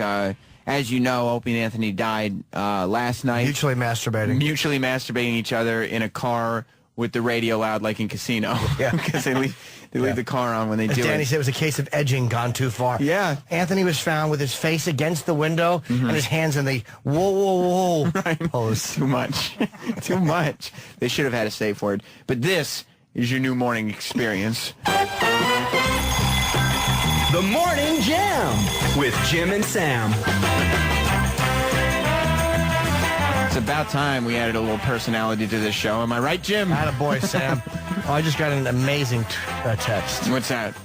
I had patients with crabs of the eyelids. Oh! The medical term for crabs is pediculosis. Of course. Pediculosis. It's kind of like ridiculous, but with crabs in your eyes. Fucking Steve. Dr. Steve, of course, his show's on at Saturdays at 10 Eastern. Weird Medicine. As much as we talk about Dr. Steve, he barely gets a plug in. I know. We should plug him a lot more. Never plug his show. But my own theory is that that's because you guys don't remember when his show is on. I don't. I never think about it. I probably wouldn't remember if I wasn't here on Saturdays when Dr. Steve's show would be on. But we do have Brittany Andrews coming in soon. She's on her way to the building. Oh, is she? Okay, good. Yeah, she's not here yet. And then we have... we thought we were going to have more time with her, but she's late. Yeah, because Levi Johnston's coming in at 9. Yeah. I mean, unless she just wants to sit. I mean, but we're going to ignore her if she stays in here. For a little while, at least. But he might only have till 9:30, then we could talk to her again after if she wanted, if it goes good. And I think Kristen Davis is going to be with her. I like Kristen. I haven't seen her in a while. That's the madam from New York, or the ex-madam, I don't know what she calls herself. She ran for New York governor. Yeah. Yeah, she was in the debates with Jimmy McMillan. The rent is too damn high. Yeah, that's right. The rent is too damn high. She was trying to go for that ridiculous ticket, like, oh my God, there's a madam running, and Jimmy McMillan just came and stole all of her thunder. Yeah, he really did fucking... it was hard to ignore a black guy talking in cadence with white hair like that. You couldn't not pay attention to him. What did his beard look like? Some historical figure. Frederick Douglass, yeah. But no one thinks about him anymore. No. Then that's the viral video age that we live in. Jimmy McMillan was a viral star, and now it doesn't matter that we got photos with him, does it? This guy in that photo. People will be like, who's that? Yeah. No one cares. Remember, rent is too damn high? No, I don't remember. With his dumb gloves. He was a martial artist. Was he? Yeah, he was an interesting guy. He was either a martial artist or a liar. You didn't... It was one of the two. You can never be positive. But Kristen kind of turns me on. You like her? I should say kind of. She turns very me on. much so. Yeah, she does. She's very sexy. Well, Brittany Andrews, I love. Yeah, well, they're both going to be here. And I noticed during the commercial break, you informed Travis that he'd be shooed off of his point. Well, I requested. Because we had some girls coming in. If you have two people in, you always want to have them at the console. Well, I don't like having them behind us because What if we sandwich you? We put one of the girls in Ant's seat. I know that's sort of an in memoriam seat right now after the edging incident gone wrong. And I would sit where Ant sits, but I'm just comfortable being here and talking to them on my right. I mean, that's just where... It's like when I would get escorts. Prostitutes, I would always get them on the right side of the car. They would have to lean in. Well, you explain that to them when they get here. See, I was going to sit you on the other side, but it's like escorts. I feel more comfortable with you here. Yeah. So, well, hopefully Roland will be on top of it today. But I guess... Brittany Andrews is now creator, producer, and director. It's amazing when these porn stars just... branch out. Branch out is the word. She's been called one of the top 3 females in the adult industry by Entertainment Tonight. Do they really? Yeah, I mean, I don't know. I didn't realize Entertainment Tonight was ranking porno stars. I didn't either. I haven't watched in a long time, so I don't know if the format of the show has changed at all. She is a pretty legendary performer. Yeah. I would like to have sex with her. You would? I don't see that happening. All right, let me just write that down. Question 1. This is Jim Norton. Would you possibly have sex with Jim? Yeah. Exactly how it should be followed. Would you possibly have sex with Jim? Yeah. I don't know what she's promoting, actually. Yeah, all I'm seeing is producer-director. Porn star DJ Miss B, her bio. Oh, okay. Oh, here it is. So she's got a Twitter, a Facebook. Oh, good. We'll promote her MySpace. I'm glad that's on the... Where do you see this? Brittany Andrews plugs. Where is that? I don't have that. Oh, thank you. I do. Yeah. Yes, I do. I was panicking. She's got her Twitter, Facebook, and MySpace that she's promoting. Club Brittany, paymissbrittany.com. Oh, I like that. Exquisite feet. Does she have nice feet? I would love to find out. Do you like feet? I mean, no, not specifically. Have but you ever sucked your girl's toes? No, but I would, but I haven't. I don't have a specific thing for it, but I'm not grossed out by feet either. Yeah. I'm not a big. I'll suck. I kind of like feet if they smell a little bit. Yeah, you like body odor. Sometimes, like a little bit of female musk, a little bit of stink. If it's really bad, I can't deal with it. But I do like a little bit of it. Yeah, you know, like you don't want like for somebody to be sitting next. Well, what if they're sitting next to you? And there is a hint of body odor. That can turn me on. I don't want them to smell like Tippy Tom, but I mean, they give me a fucking shit in their pants. Yeah, exactly. Just fetid, rotting flesh. But I like a little bit of a sting. Like if you're eating dinner and you're just hanging out and there's a little whiff. Yeah. Yeah, it could turn me on. You like that? Not from a guy though? No, never. No, I don't want to smell a man. I don't want to smell a man's cologne, much less his fucking body odor. I guess Miss Brittany Andrews is a DJ too. Yeah, I thought that's what she was promoting, but I guess not. She's a major mover and shaker in the international DJ club scene. Who's bigger, DJ Miss B or DJ Troy Kwan? I don't know. I think I have a better shot at fucking DJ Troy Kwan. Yeah, right now I think you might. Do we have any update on where she is? No. Still on her way? Because we're literally... Because Levi's supposed to be coming in at 9. Well, and he is coming in at 9. Like, we're not going to push him back. No, he can't. Because this is... Levi's the whole reason you came in, pretty much, right? Yeah, because he's only in New York today, I believe. That's what Roland said. Watch, we should watch. He goes, no, I'm here for a month. Yeah, I moved here. Yeah, I live here. What are you talking about? Oh, I see a couple blondes walking up the hallway. If it's a couple, then she's here. It's a couple. All right. Okay, good. Oh, one of them was Eric. I was... Yes. Roland. That was both of them. Roland's been making fun of Eric's dyed hair and saying, "Don't worry about Eric. He's a blonde. He'll forget." just accusing Eric of having blonde moments. Hey, oh yeah, you filmed Lovely Brittany. Yeah, get the tripod. Yeah, I'm multitasking. That's what I call myself. Very clever. Here they are. Welcome to the show, ladies. Where do we sit? Right next to Mr. Norton. Hey there, gentlemen. Hello. Hi, Thank you for having us on this morning. Did you get traffic? Yes. Are you staying in New York? I live in New York now. Oh, I didn't know that. Yeah, I did your guys' show like... Was I here, though? Yeah, you were. Okay. When was it? When was that? I wasn't here. You guys aren't. No, we're live now. We're actually on. Oh, you are? Yeah. People What, make can I say anything? You can. Yeah. Okay, so it kind of reminds me, like, you know, when you've been a porn star as long as I have. Like, I have to have sex with people at least 3 times to remember who the hell they are. Oh, really? In 20 years of being in the business, you're like, did I have sex with you? And the other person's like, I'm not sure. Did we? It's like, let me see your penis. Maybe I might be able to remember. You I know? find it easier to wreck trannies. You know what? Me too. I happen to be a bit of a tranny lover. Oh my God! I've just met my wife. Wow. Hey, no, I'm serious. You know, it's I do the DJ thing now, porn star DJ Miss B, which is why we're here today to promote our event. Okay. But yeah, so I'm known to be a strap-on queen as well. I actually brought my penis with me today. What a trooper! Fantastic. And it's one of those things I always say to guys. I'm like, you know what? At the end of the day, my breasts are made out of silicone, and so is my penis. So if you can suck my tits, you can suck my dick. So that's how I kind of feel. You're preaching to the choir. Do you meet guys that haven't had that experience, but they're willing to take a strap-on from you? You know what? At the end of the day, I have date rape drugs. I really don't care. It doesn't matter They're whether going they're down. Gotcha. Okay. I kind of like that. I like a girl who's willing to fuck you in the ass and drug you. Exactly, right? If Brittany Andrews date raped you, would you consider it date rape, or would you? Would you go to the police and tell on me? Like, what are the cops really going to say, right? Like, a porn star raped me. It's like, dude, go home. Yeah. I'd go on Twitter and talk about it. How great it was. I woke up with cum all over me, and it was mine. Hey now. So, have you fucked trannies or no? Oh, yeah, most definitely. Being that I have the whole strap-on penis dealio, quite often, yeah, exactly. Quite often when I'm with a gentleman, I'm always trying to take it to the next level. Right. So I'm like, okay, if you suck my dick, let's say you suck a real one, baby. So now what was, by the way, Brittany is what you call it. Sorry. Kristen's like, it's supposed to keep it clean here, girlfriend. Sorry, it always goes straight to my penis. No, Brittany's a good egg.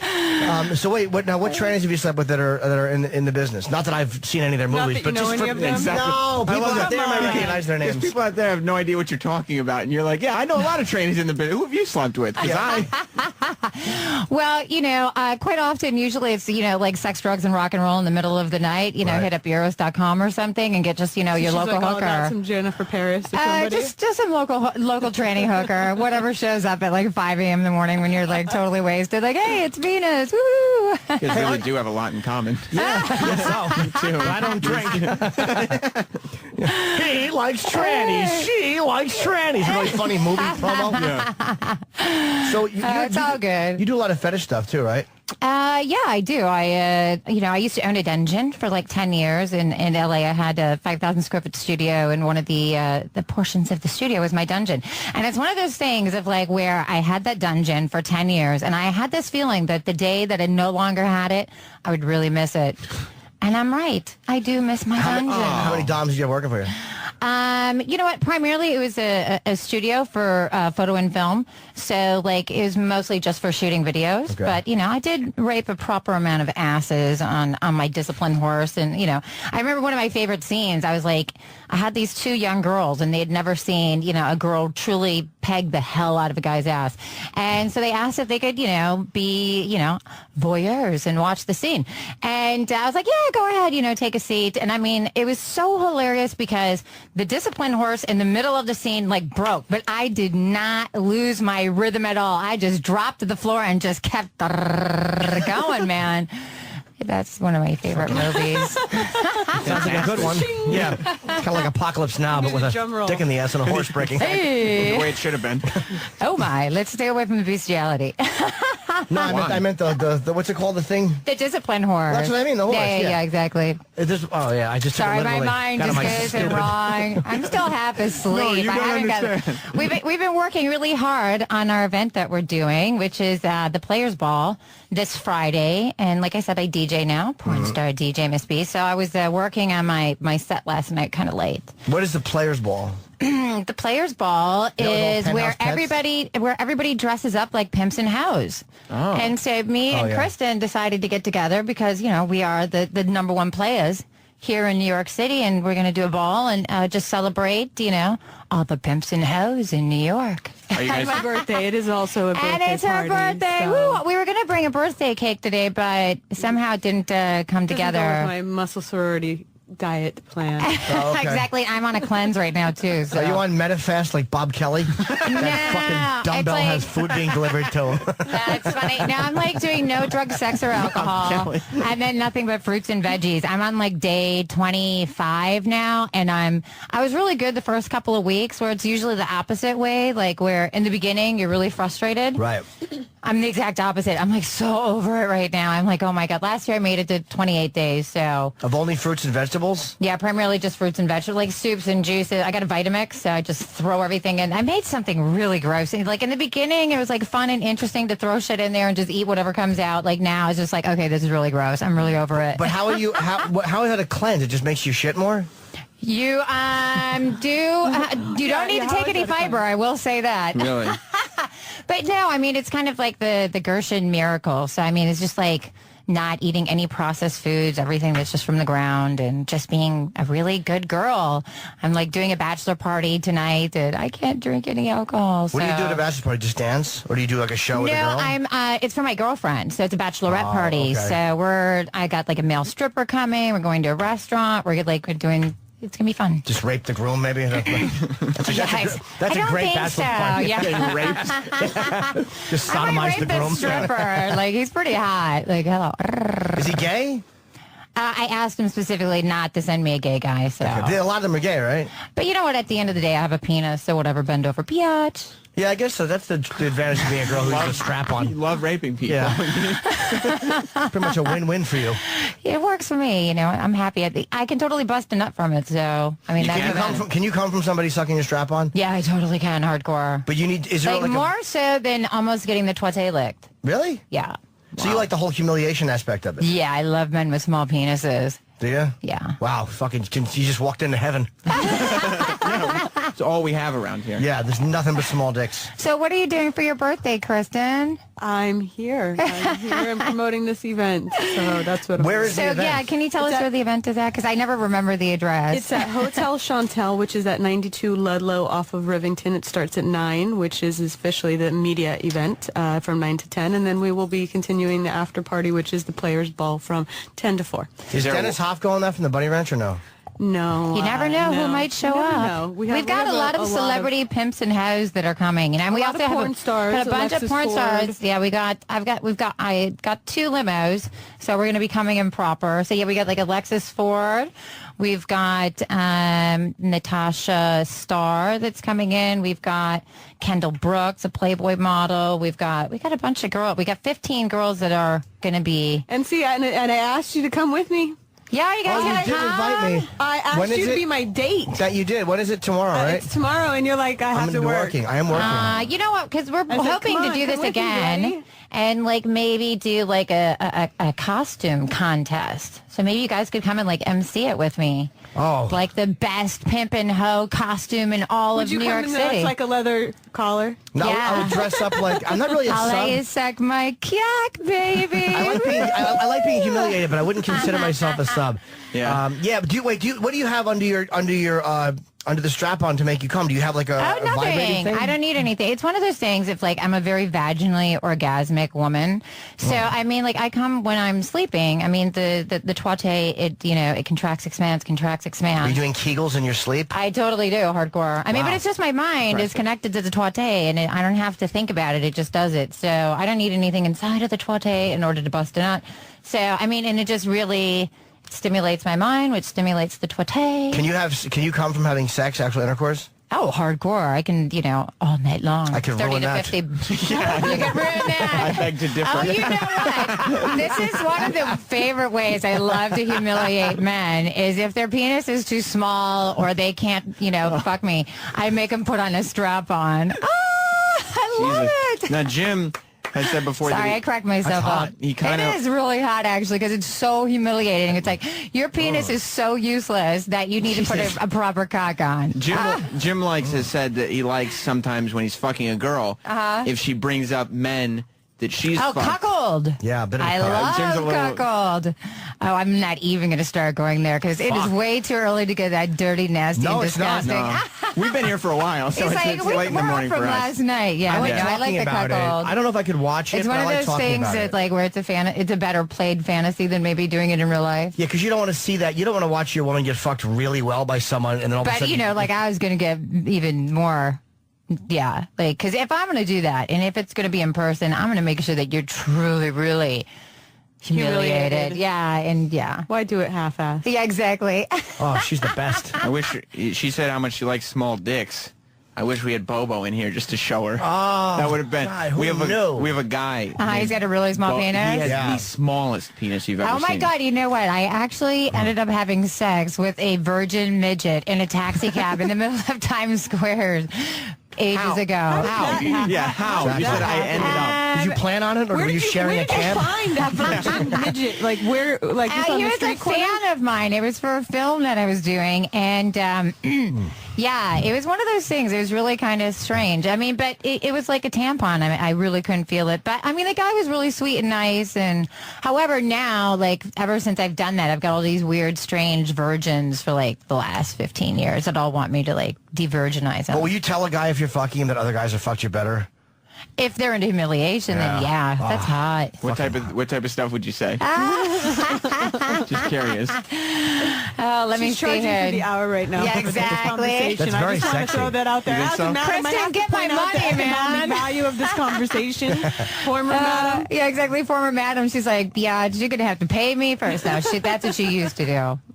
Used to. Now she's running for governor. Yes, Yay, for legalizing prostitution, marijuana. And cuckolding. Cuckolding. So now, how would you humiliate a guy if you were humiliating? What would you say? Like, I know I'd probably take it like one step too far and just say something a little too harsh that wasn't the sexy. best thing to do is like with the cuckold thing, like just have the other guy bust a nut right on you. But I mean, if the guy or you know, one of my favorite things is to bust a nut on the feet and then make you suck it off my toes. See, I can't. I've had girls want me to lick. I licked my own cum up on video once for a girl, like out of my hand. Yeah, that's hot. And I love that. You see the smile on my face? I love that. I have a photo of my hand with cum in it. It's really important. It looks like I'm an unlucky beggar. Bragging about your photos with cum in your hand. One of my favorite things is to do that with the toes. However, I had a guy reverse snowball me once. Oh, wow. Wait. Right? Am I this bad? That's a- Because my that's a football term. agency only dealt in like vanilla. So what the heck is a snowball? Okay, so a I know snowball what is that is, typically when a guy busts a nut in a girl's mouth, she comes back as a sign of revenge and spits it back in. So this guy, I had him do it off my toes, and he waited like, I don't know, like 3 minutes, gave me a kiss, and right back, and I was like, just oh washed my it around in his God, mouth for I've 3 been minutes? Like, here's to snowballed. you. Hope he didn't have tartar breath. That'd be awful. Cum and tartar. Ew, that's how you do garlic. That's how you do xylitol for the teeth by Trident. I don't want to. Oh yeah, I always shoot things with no aspartame. Fuck Trident. Don't go with Trident. Go with. They got xylitol though. It's good No, for your there's teeth. better ones though. There's vegan really? gums. I'll turn into some vegan gums.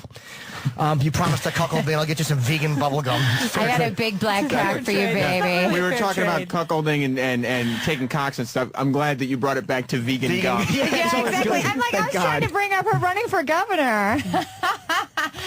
She's like, okay, I'm not doing any more radio programs with Brittany ever They again. mentioned that earlier. They were very nice. Jimmy was very nice to say that he likes Kristen Davis, which was nice compliment. I was actually with you last year when we were But then you when had we to were degrade it counting. by saying I was in the debates with Jimmy McMillan. Why can't we say we were in the debates with Andrew Cuomo? Well, he said that. Well, no, there's a difference. We had if you- Jimmy on the show, so it was just He's a point in of that reference job. for the He's listeners. He's in that job. I thought that I thought there would have been a lot of press for you as like an unconventional candidate had Jimmy McMillan not been there stealing all your heat. Well, the real press, like the Washington Post said I was their favorite fringe candidate. The LA Times, I'm the only one out of the debates that made the LA Times. So there was a lot of real press. He got the novelty votes in the novelty press, yes, which we were both running to create a new political what was party, his which is theme last 50,000. year?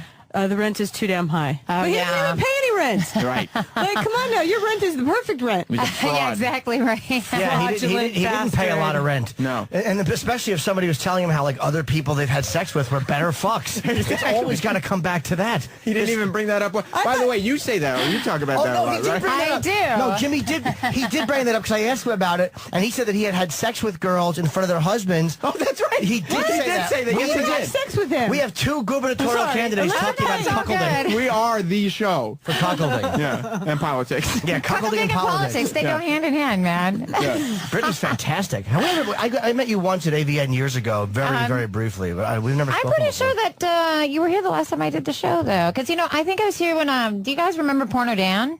Porno Dan. No. The name is familiar. Yeah. The name is familiar. And I think I was like doing something with him. He was in D.C. and we came by. But yeah, I come to the building all the time. Yeah. I was just actually, it's funny because I'm going to be doing a DJ set on the DJ Woo Kid show. Oh, where I'm Woo going to be Kid. wearing. He's a friend of the show. Yeah, exactly. I'm going to be wearing my strap on and I'm going to be DJing and I'm going to have two girls sucking my cock. So it's going to be like a DJ orgy. Woo Kid is the greatest. Like, how do we make that happen? Yeah, you guys got to like come and visit. We can like cross-pollinate or something. Woo Kid, like, you know how we kind of have to bring girls in and try to figure out how to get them to take their clothes off or whatever? Who Kid does something called the naked interview, where he just has girls come in and he'll interview them, but they're naked. Well, it was kind of funny. Thing is, he's got game than you have none. Much better game than exactly. you do. 100%. Yeah. But no, actually, it was so funny because I went in there and they were all I said something about penis and they're like, bitch, we only got cocks up here. So like while they're like doing their thing, like I put my strap on, I don't say anything. And then like they turn around, they're like, what the fuck? I'm like, biatch, it's a pink penis. It matches my pussy. Let me tell you something. Do you want to see my pink penis? Should I put it on? Well, do you want to? What? What? We might have an issue we have with a time that? issue because you're late. Oh, okay. Can you I'm hang sorry. out a little bit? Yeah, I can hang out. We have to. I can rock out with my kiyaki out. We have Levi Johnston. Is he here or no? Yeah, he's here. Okay. So I was thinking, can you guys hang out? We'll talk, because Levi will only be in here for 15, 20 minutes. Yeah, I'm cool. And I then don't know we'll about her, we'll bring you but I'm back totally in. fine. Are you All cool, right. Kristen? Oh, I'm cool. I'm always cool. All right, good. So hang, and the big event is tomorrow night, Friday night. Hotel Chantel. 92 Ludlow off of Rivington. And you're still, if you want to come by after your show or whatever. Okay, maybe I will. Yeah, I would like to. We'll be pimping and I'll hoeing. save you, a tonic and water, whatever. Exactly. I'm gonna be cleansing still. So Oh, good. I don't so I'll have a pineapple juice with you, dude. All right, and I'll bring you some vegan gum. The fair trade that he's already trying to establish. He's going to come to the hall now. Okay, Levi Johnston coming up in just a second. Do you want a break? A 1 minute break, yeah. Okay, we'll do a single. All right. Right. All right. The Virus. Sirius XM. This is the Opie and Anthony Show.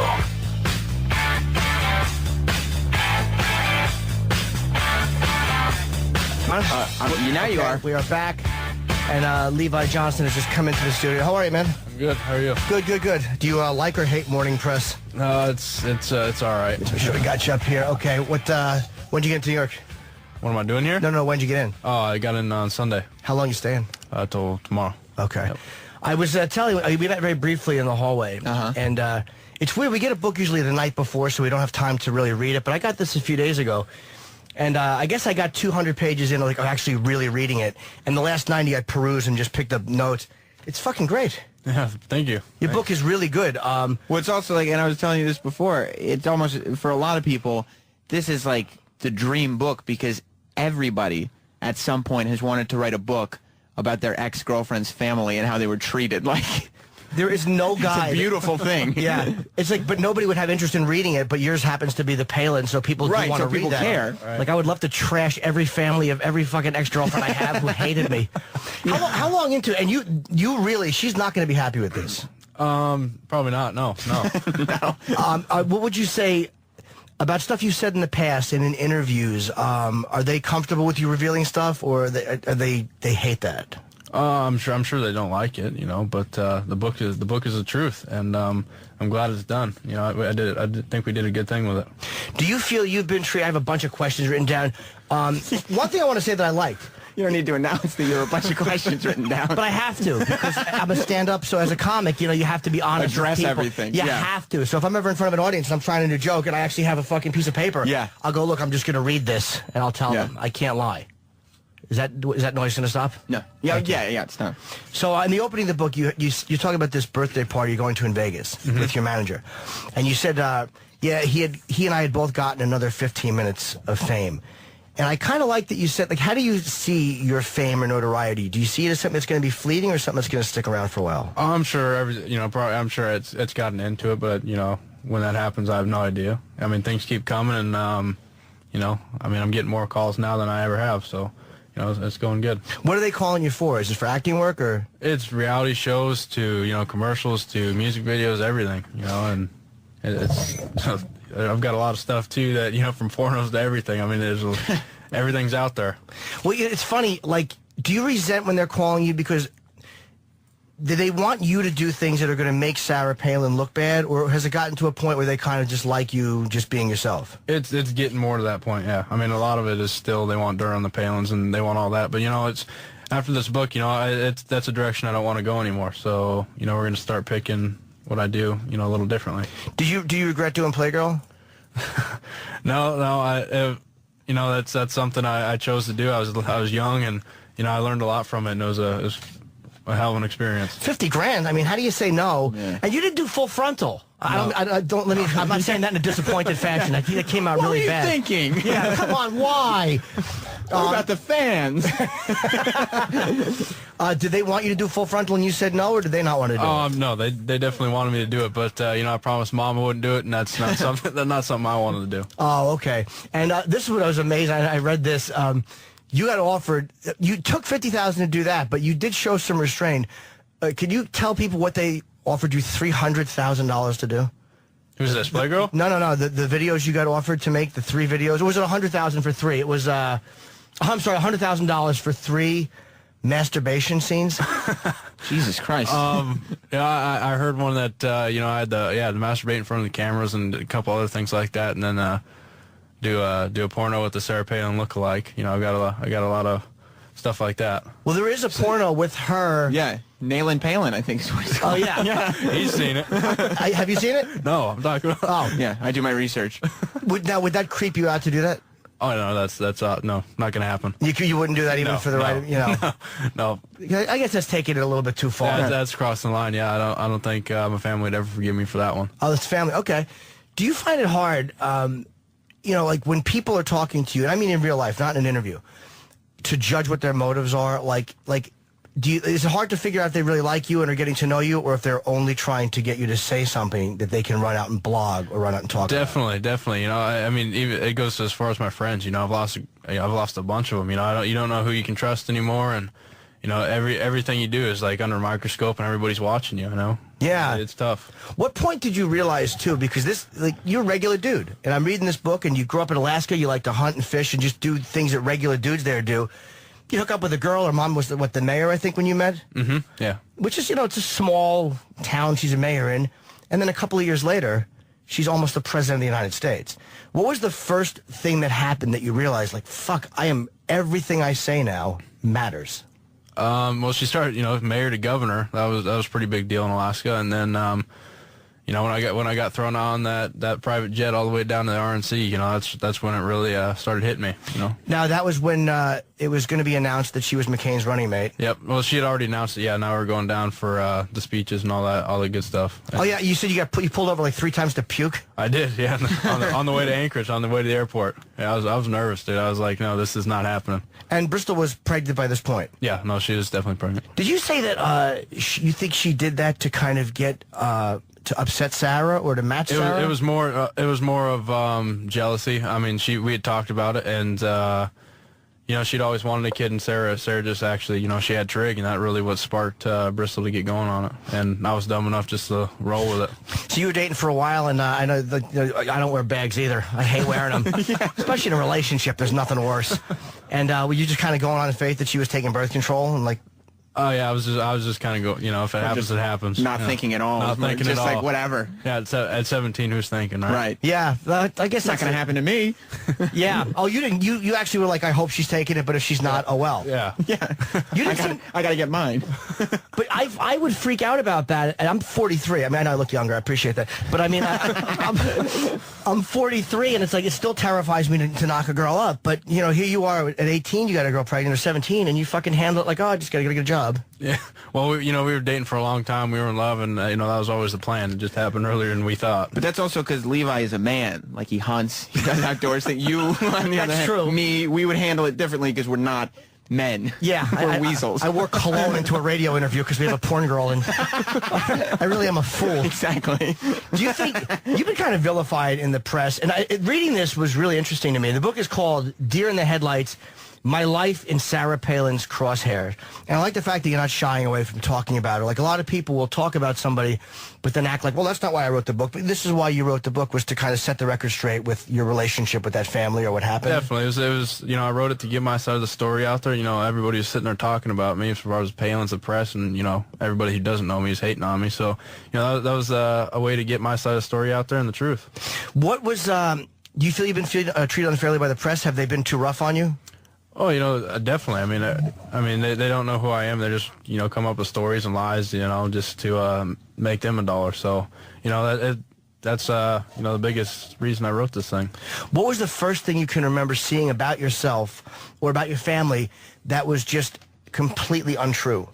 Well, I tell you, about the only two that really bothered me was I was a bad father, and then you know, one came out about my mother, how she was a druggie, and a bunch of stuff like that. You know, they can sit there and say what they want about me all day long, but you know, when you start getting into my son and my family, you know, that's when you're crossing the line, because they don't know me and they don't know us.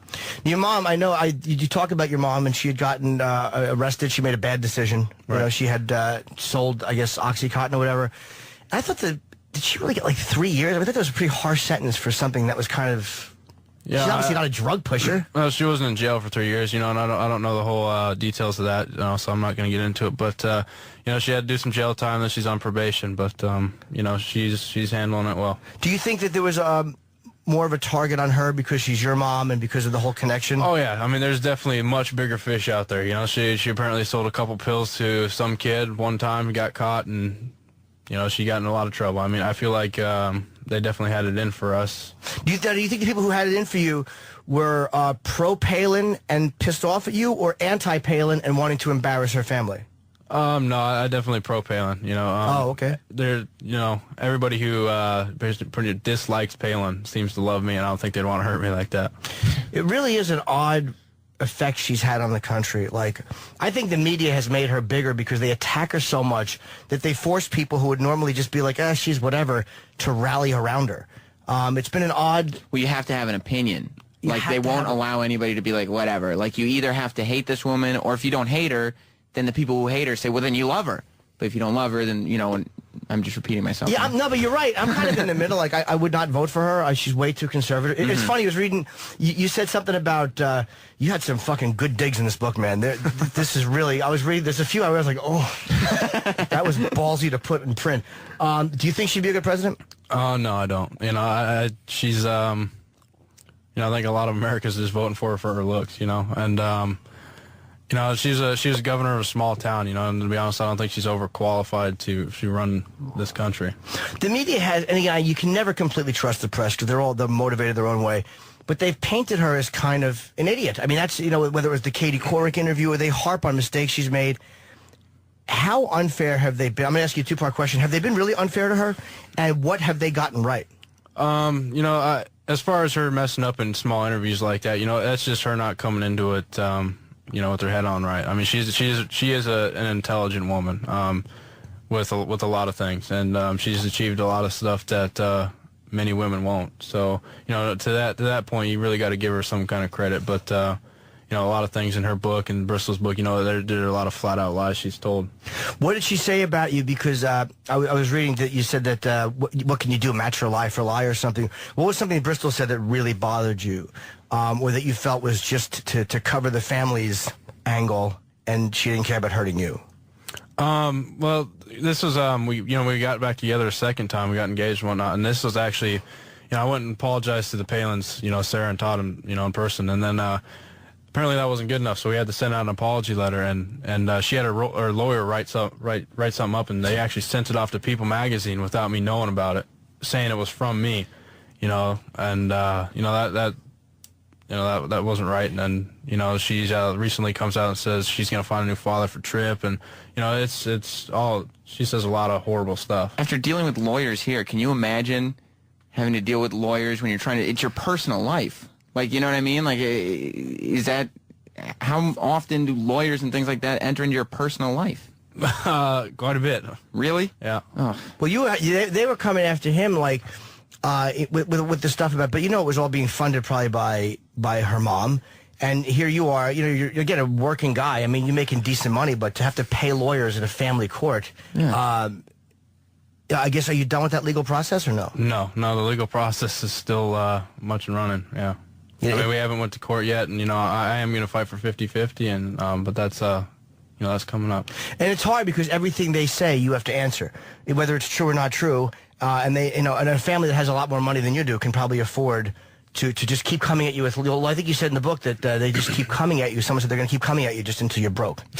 That's probably true. And then hope to get you to sign something over. Yeah, that's probably true, but that's never going to happen. How do you address the bad father rap? Because I've heard that before, but obviously there's that's something that you kind of really got to, I've learned to brush off my shoulders. The people are saying that have nothing better to do with their life, and they clearly don't know me, and they really don't even know Bristol. So they're just kind of running their mouth.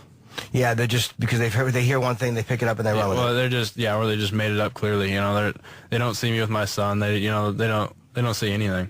Well, didn't you say too that there were times where you wanted to see your son and spend time with your son, but after a while it was like the baby was just with the Palins, and then you would go there, and instead of spending time alone with him, they would just be kind of sitting on the couch staring at you while you had time with your son. Yeah, that was when he was first born. Within the couple months, first couple months he was born, I'd go over there, and it was like I was just there all watching me, like a damn hawk. But now it's I see him without them around. So but that what you're referring to is that was kind of weird.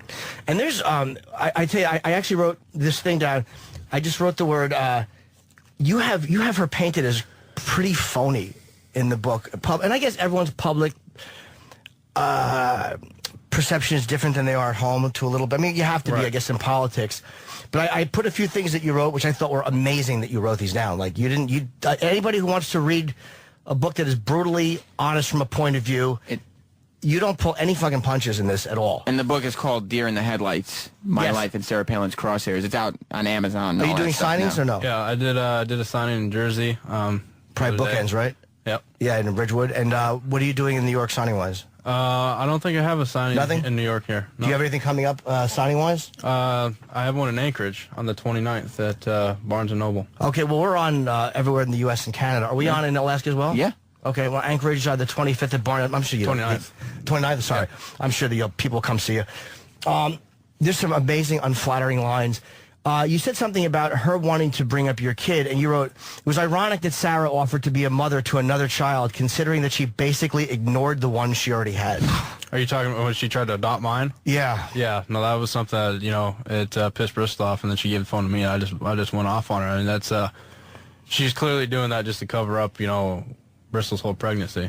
Now, do you, you said she ignored the one she had. You paint the household as kind of, cold and distant. It was, and you said like the house you grew up in was kind of much warmer and a different vibe than they had. Mm-hmm. Yeah, no, Sarah was always gone. Granted, she worked a lot, but even when she was there, she was on her BlackBerry on the couch or in her bedroom. I mean, Sarah was definitely more the mother to Trig than she was, or Bristol was. Bristol was. Did they have? Did really the husband? Did Todd really sleep in the living room while she stays in her room most of the time? Todd's bed was the black recliner, in the middle of the living room. And then she's up in. She was in her bedroom, yeah. And he sleeps in the. That's weird. That is weird. That'd be a very weird arrangement in the White House. Yeah, kind of creepy.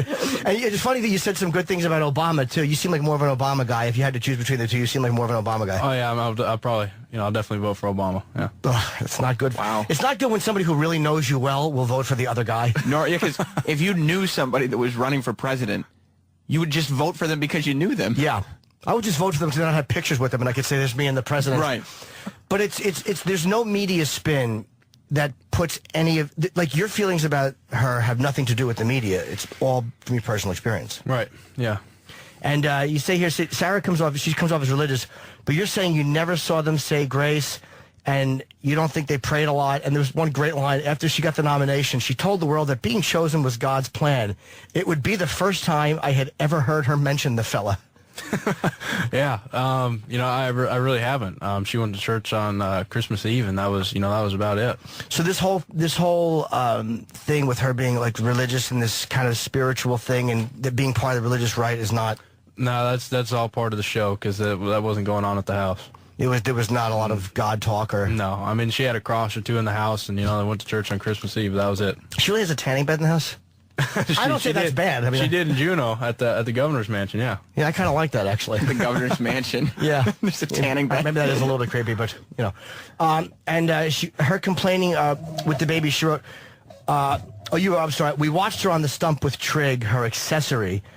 It made my stomach turn to see him displayed like a designer bag, then passed off to a nanny. Mm-hmm. Wow, that's a harsh line. It is. It is. And I'm not saying you're wrong for writing it, but can you elaborate on that a little bit? You know what? Just, back home, she, like I said, she's always in her room. She's paying no attention to him, whether it's Bristol or Piper or Todd playing with Trig. She rarely would ever do it. And even at the GOB, I mean, she, everybody would be playing with him, and once it was time to walk out on stage, here, boom. She'd have him in his arm, and then when we got off, she'd hand him right off to Willow. It was pretty clear to me that she was kind of using him as, that's the best way I could, kind of describe it. Yeah, because you didn't just say, like, she didn't hold him a lot. There was the wording I thought was fucking really, was great, was stomach turning, and you see him use, like, a designer bag. That's a definite statement about you really don't like this woman. Oh, it's not that, I don't hate her by no means, but, I'm definitely not fond of her. Do you think your relationship is ruined? Because you do have a child with Bristol. I mean, you're going to be tied in for at least 18 years, if not more. Is your relationship, do you think, ruined, or is it possible to salvage it? Or after this, do you think it's going to be a rough one? Oh, no, I'm sure it's going to be a rough ride and it's over. It's going to be, do you regret it at all, or no? No, I don't. I'm glad my side of the story's out there, and then, the truth. Yeah, it must be frustrating when you hear yourself being spoken about and by somebody who has the entire media at their disposal. And it's bad enough being trashed on Twitter. Yeah, it would have been a rough ride for him regardless, because if he hadn't come out with the book, he would have just had to sit there knowing everybody just believe the Palin story, and he still has to put up with the family. Everybody so. hates me and thinks I'm a bad father. You know, Right. That's something I didn't want to live with. Well, here's another fucking gem. I'm telling you, and I'm not being polite. I fucking loved this book. I never ripped through 200 pages in 2 days. I could not stop reading this. It said, you say that when she was speaking, people were baffled by her run-on sentences whenever she's talked off the cuff. And you write, that's what happened when she began a sentence and then lied halfway through it. Oh, dude. Is that what tend to happen? She would just kind of start off and... she was good at it. You make know? it up as she went. She was good.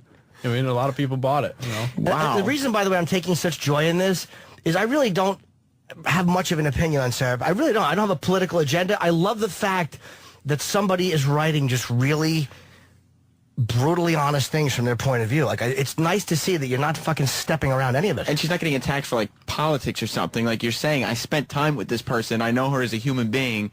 This is my character evaluation. You don't hear that about politicians ever. No. Because nobody gets as close, and nobody can be like, this is the truth. It's honesty in politics, for once. There's nothing worse, by the way, than when you're a politician. And you say something in the book, which I think is interesting, too, about how you were keeping a mental, like, while they were saying stuff about you, you had all the stuff that you had seen and the conversations you had heard. And did you realize at one point that you were kind of stockpiling that stuff, like, as ammunition in case? Was there a point where you realized you might need it? Not until I wrote the book. I mean, you know, it all started coming back to me. But, you know, they said a lot of nasty things about me. And, I mean, you know, Sarah Palin's a lot older than I. And, you know, for her to come attack a, you know, 20, you know, 18, 19, 20-year-old kid is you know, it seems pretty immature to me. But, you know, I'm glad I paid attention. You know, I'm glad I had some ammo to come back at her, you know, because she said a lot of bad things about me. Well, there was also, you said, too, that you were close when you were younger. You guys had a real relationship. He didn't just walk in and all of a sudden, like, hey, she's going to be president. Let me capitalize on it. Like, you know, you guys actually had a warm relationship. Yeah, I've known them for a long time. You grew up with kind of around the family? I grew up, yeah. I mean, I played hockey at track, and then I started dating Bristol, you know, when she was, you know, mayor. So, I mean, I knew her for a long time. And how was your relationship with her dad?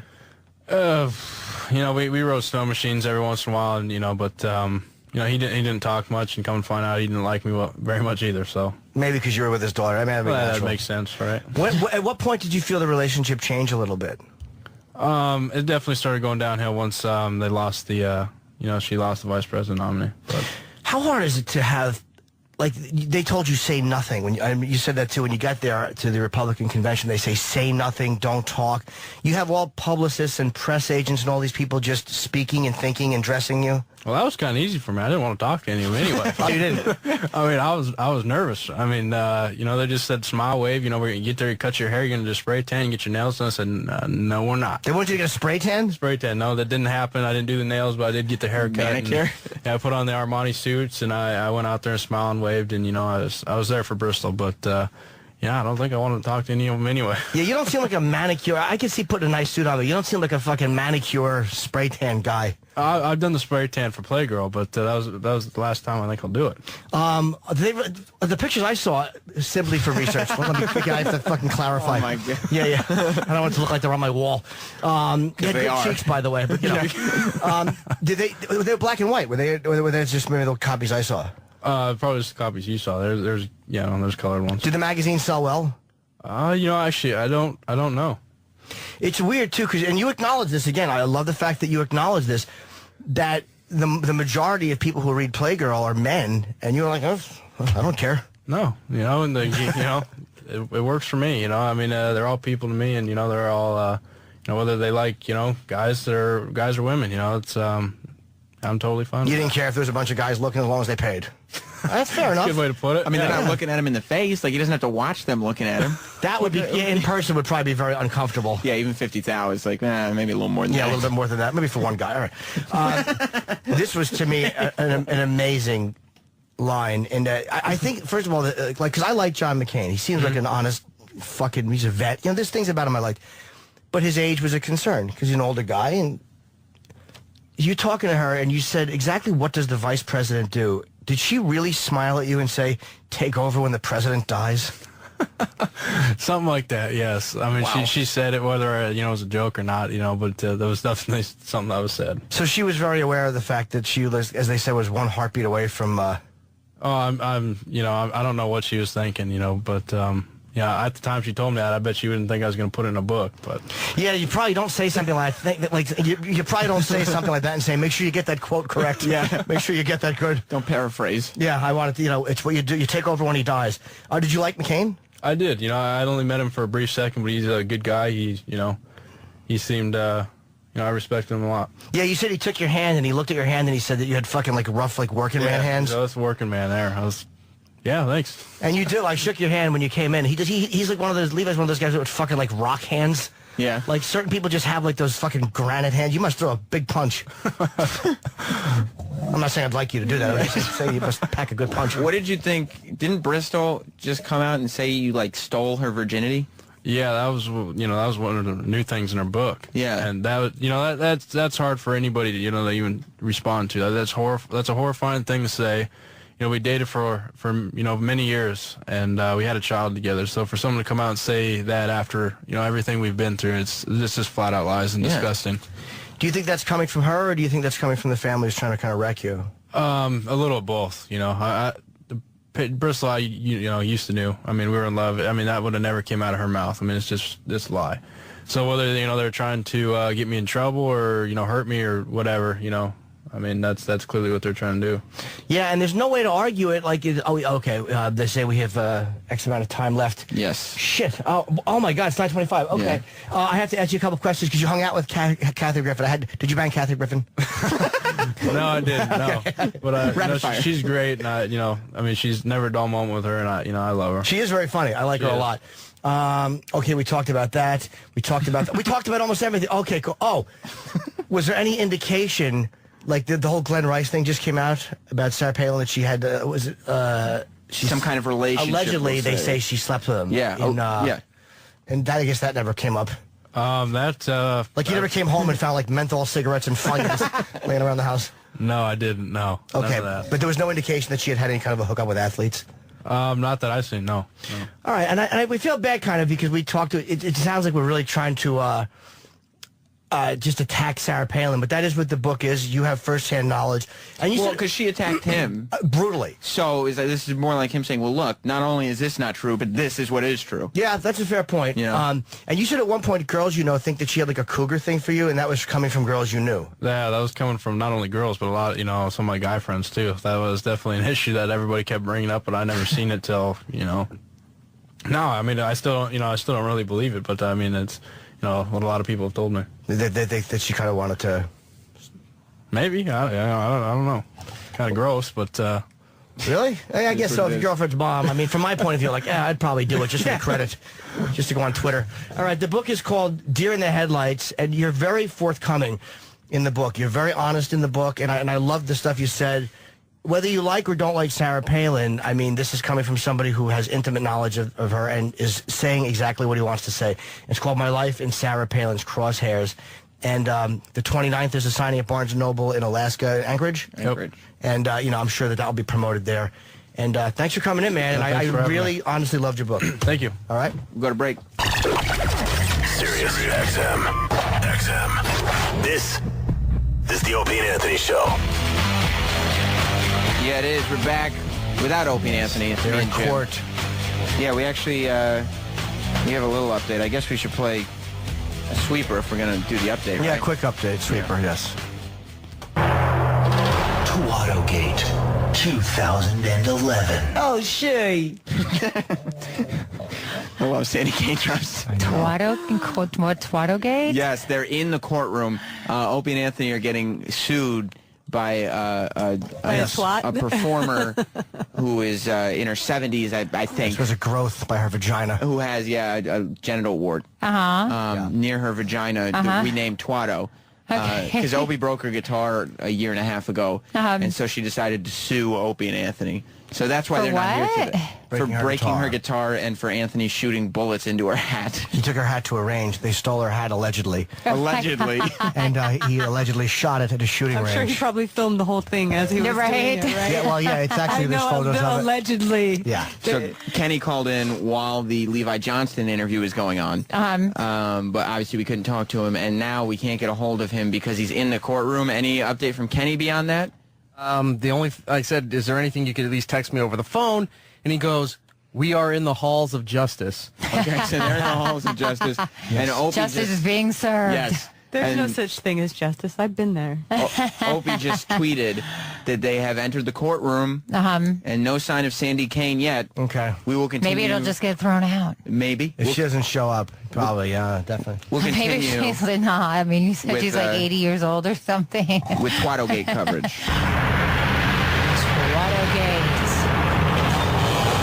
Twattogate 2011. Sometimes a woman needs to be raped.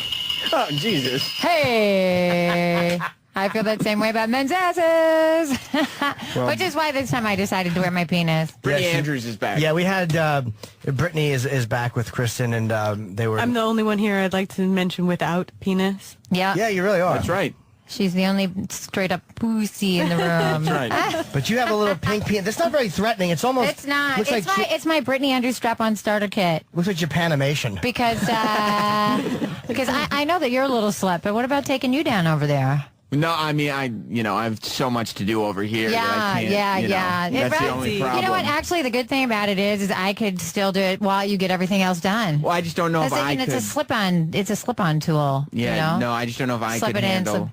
Yeah, you could. all It's a the- small. That's why I wore it small. It's the starter kit. It's What? a Brittany Andrews strap-on starter kit. I appreciate you doing that, but the problem is Yeah, that we left the last portion of our interview unanswered. And I Which feel was like that? You What- were, what part? You were just about to talk about what you would say to humiliate a man. Oh, exactly. Yeah, when you well, were... bend over, bitch, and we'll start. Okay, well, no. See, the thing is, what I like about a strap-on, I've never been fucked with a strap-on. Yeah. You haven't? No. Get out of here. No, my ass just won't. I've tried, but my ass is just too.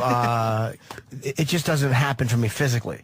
Oh, you know, I can shove. I've raped over like 1,000. I'm not saying that an object couldn't be forcefully shoved into my asshole. but I'm saying- accomplishment. No, but doing I'm it for saying enjoyment purposes, it has No. not happened for him. Exactly. Right, yeah, but I mean, like, that's my point. Like, this is really my strap-on, my starter kit that I always start with it's everybody very that's soft. never... Yeah, exactly. That when people haven't done it before, this is the one that I always use. And I've never not been able to...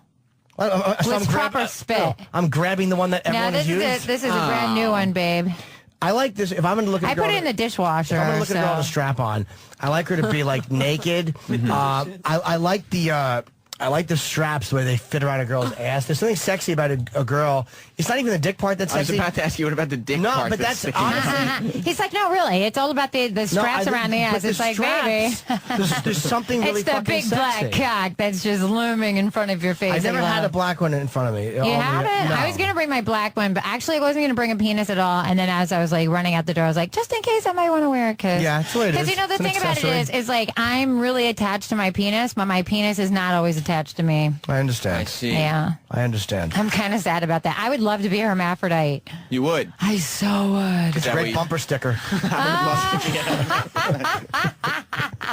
Brought to you by DJ Miss Oh B. my God! You could just like stay home and just fuck yourself, right? You've got everything. Well, you need to work on your flexibility too, I would think. Yeah, because your dick probably wouldn't get hard. Hermaphrodites are a mess. They're a mess. The whole thing down there. It's like, what's happening? Nobody knows. Oh my God! But that's just, I mean, because that's what I'm more or less doing all the time is, I've got the penis and the pussy, right? Sure. So, like, I love, like, shoving my cock into guys' mouth and then, like, having him suck the cock and then taking it out and then moving the penis over and having him lick the twatay, spitting on him, shoving the cock back in, Oh, you taking spit. it out. I like that. She spits on guys. It's fucking hot. Yeah, I spit. I piss. I love pissing on Good guys, girl. too. Yeah, I fucking love that. Have you ever had that Good happen to you? biatch. Oh, of course. Have you not had anyone ever give you a No. golden shower before? I've never been pissed on, but Norton is then we're in the same boat. But these two, on the other hand, Norton Yeah. is an old pro when it comes to being pissed I on. haven't in a while, but yeah. I just peed on a really hot girl. I peed in her ass the other night. It was really hot. I would never want it in my ass. I would just feel silly. it's so hot. I belong in It's front of like an Italian's house. face down, ass up, with like it. After you got done, like plummeting it, and it's gaping, and you just Do you shave? Obviously, you shave. How much do you shave? Where did that come from? Because I meant to ask you before. I'm I forgot. talking about pissing in somebody's ass. He's like, "Do you shave?" How the much do you pussy?" shave? Yeah. I've been bald forever. Oh, good. Okay. I'm a bald bitch. That's cool.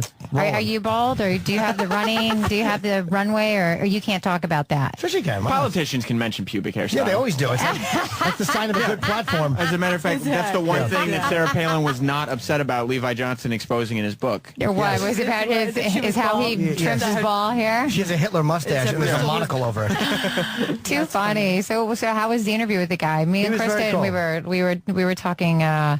We were talking the players' ball talk back there. So he was fine. He was good. Is there a website with all the players' ball information on it? No, not at this time because it's our first one, but we are planning on, doing it on a more regular basis. So we also, I'm sure, are you going to tweet about it and stuff? Oh, we've been tweeting like nuts. Well, what tweeting, Facebooking. You can go to Facebook, MySpace Manhattan Madam, or tweet Manhattan So Madam. what would you say to humiliate somebody?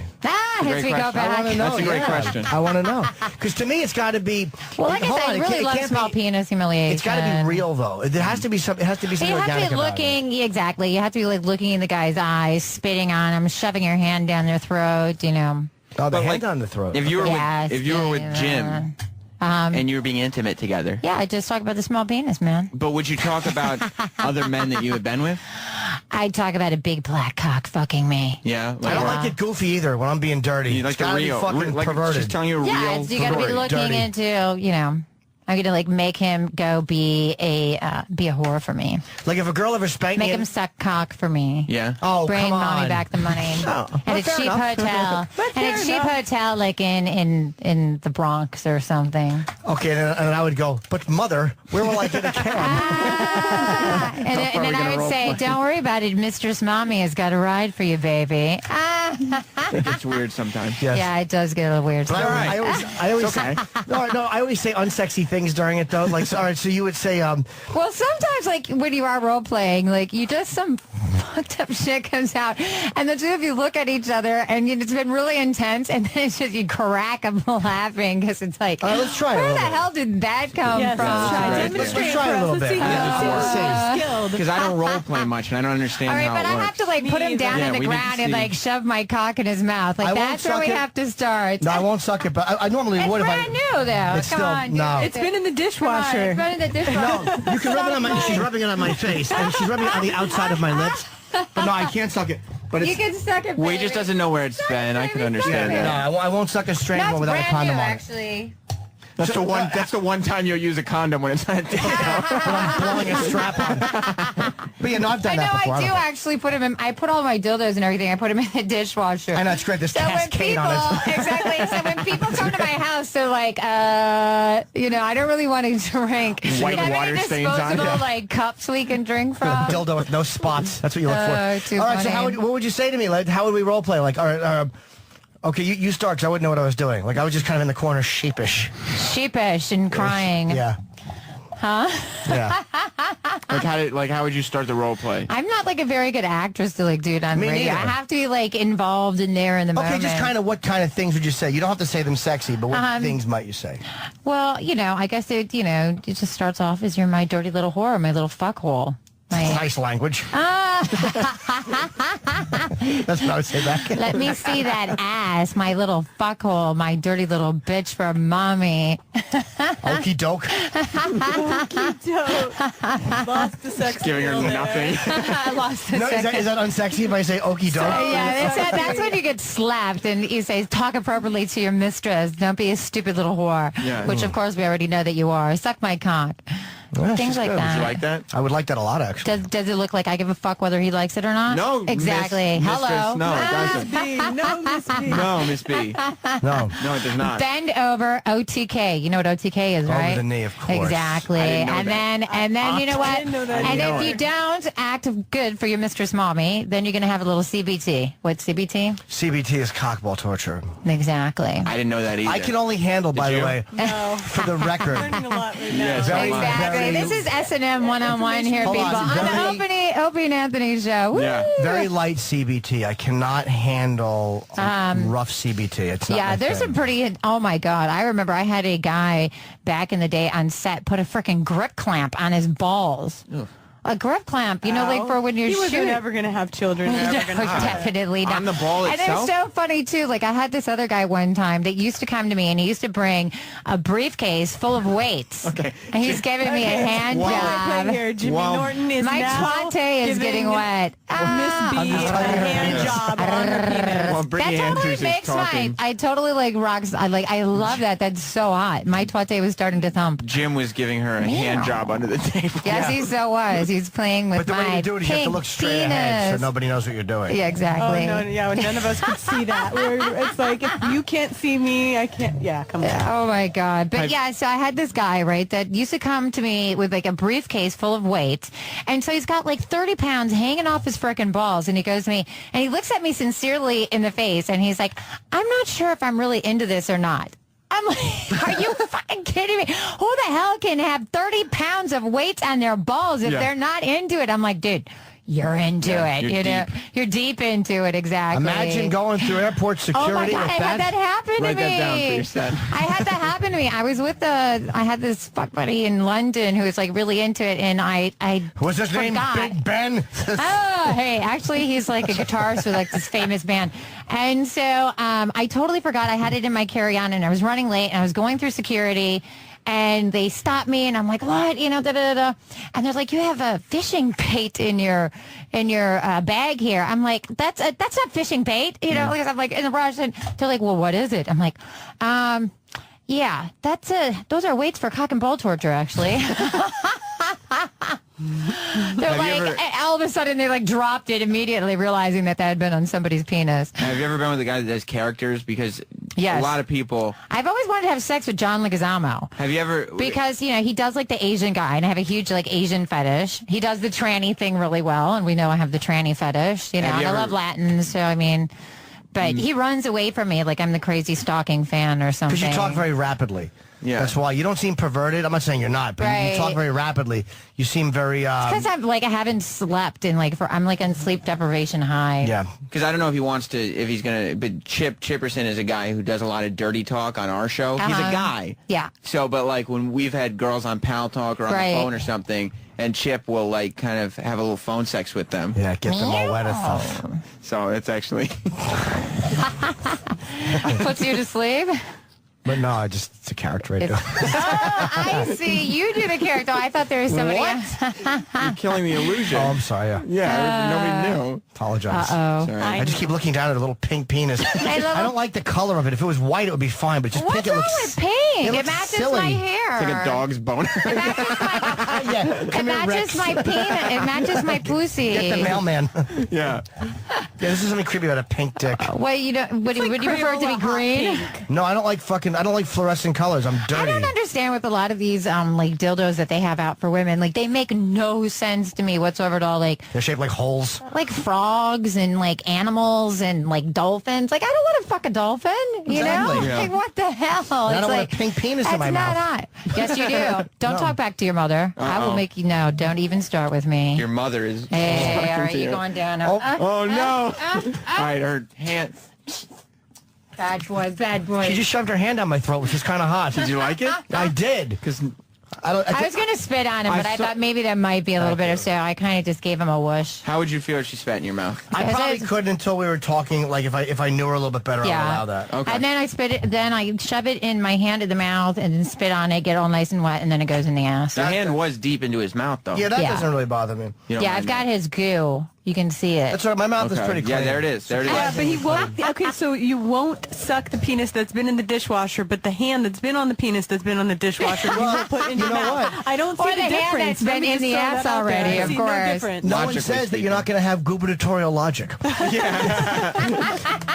But It's like the hand is much dirtier than the dick is because you're opening doors the whole time and shaking hands. But again, I wasn't thinking in that moment. You were thinking you were going coming with from the flow, a sexual. But when you look at the fluorescent pink penis, you can't really quite wrap your mouth And you know around what? it. Is that When you're what you're completely saying? naked, the pink penis is pretty hot, actually. Is it? Yeah, I have pink shoes that match it as well, and my hair is pink as well right now, so it works. What if she was accessorizing with the penis? Would that be? It wouldn't bother me. It's all the mentality that He just does it needs for to me. see the boobs, probably. No, I would love to. Yeah, but it's all the mentality. It's the dominating somebody is not like. It's all about. I had a dom one time tell me, "Kneel, slave." I'm like, ugh. No, not a slave, you zilch. Like she just didn't know how to read the room. Yeah, exactly. I'm a Like, fetish I mean, guy. like, Yeah.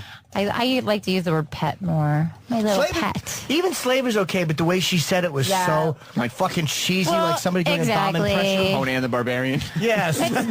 What did they say? Like dominance? It's like it's not like commanding somebody. It's a being in a sense of commanding. You know, I guess I'm not saying it right, but you know, it's like not making somebody do something. It's making somebody want to do something. Yeah. It's That's very, the very difference. subtle. I think real domination is very subtle. Someone can put you in that. There's very few people that have ever been able to put me in that really zone where you're high. It's hot when you're there. Yeah, I it can is. put women in that just by saying sexy, dominant things when I spank them. Really? Yeah. Yeah, I don't like that. Really? You don't like being spanked? No, Yeah. you're dominant. That's fine. I like to say things like. It's so funny because I recently did a scene because I'm kind of like semi-retired from the business. I primarily produce mainstream films now and just DJ, but I did a scene for Brazzers promoting their condom campaign, even though they don't allow condoms in their films. So I did the scene with them, and like, you know, films have become so, with the man being so degrading and dominating towards women. Yeah. Like me and the guy, the entire scene was like me and him fighting. You know, at one point I like turn around and just clock the bitch. I was like, seriously, you're fucking with the wrong bitch. Like, no. Was that because you were just taking liberties because that's the way things are done now? Yeah, and I'm just like, that's not the way things are done. Taking liberties, With that's me. real porn talk, Sam. Well, he was taking liberties with the young lady. I think I have a little gubernatorial logic myself. I'll say. Taking Let's liberties. hear it. Let's hear your whole philosophy there. Liberties. That was it. Just saying the word liberties. Like when I dominate a woman, I'll say things like, take that, you. Take that, you bitch. Yeah, I'm going to do this until you have cancer. Yeah, that's not hot. That's not hot, babe. That's how you read the room. Exactly.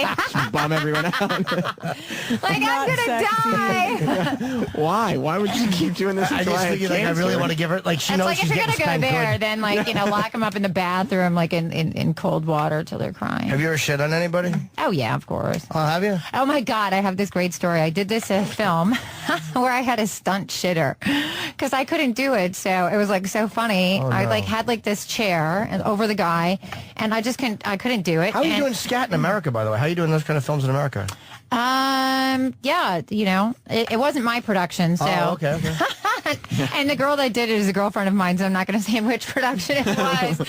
I almost did for a second, and I'm like, yeah, maybe not. Was it on a person or was it into an object? No, it was on a person, and so it was like hilarious because she's like, "Oh, don't worry about it. Just get your ass off of there, and I'll do it." Right? So I'm like, "Okay, cool." So they cut the shot. She sat down, shit on him, and then cut back to me like for the scene, so it looked like I did the do. Wow. Are there links to this? Not that I would see it, but Not that you would go looking or anything. I think it's I would called. look out of curiosity. I think but it's not- called Man Attack or something like that. Man Attack. Man yeah. attack. That sure is a man attack. We should also But- plug the Twitters while we have a sec. It's Yay. DJ Miss B XXX. Is that DJ your real Twitter? Yeah, DJ Miss B XXX. And then you're also on Facebook, just Brittany Andrews.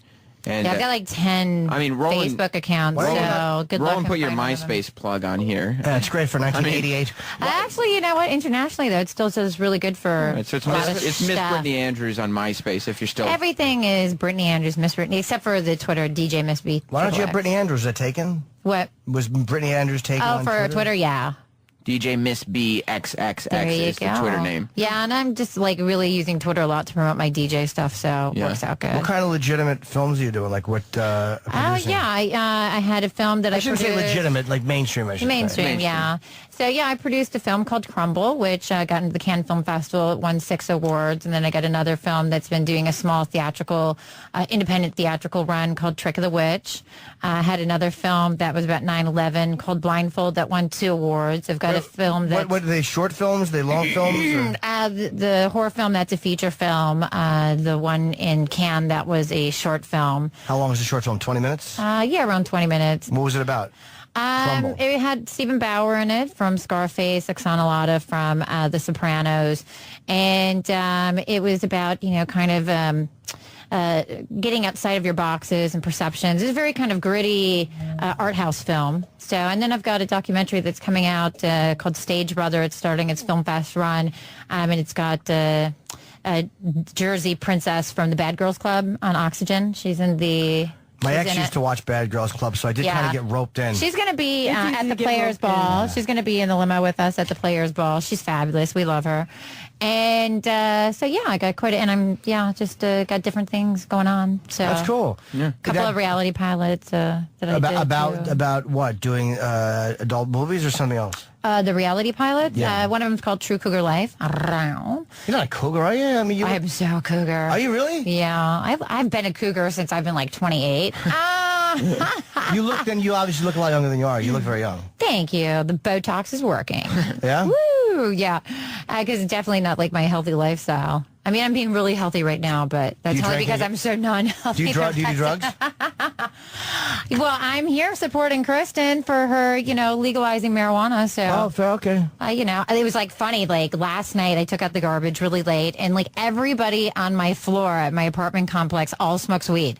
So you can smell the different strains of weed. Like, okay, like apartment over here, and I'm like literally, and I haven't smoked any, for a month with my cleanse, and it's like, okay, which one has got the best stuff today, And then this morning too, when I was leaving, there's like everybody smokes weed on my floor. You can't smoke weed on the cleanse?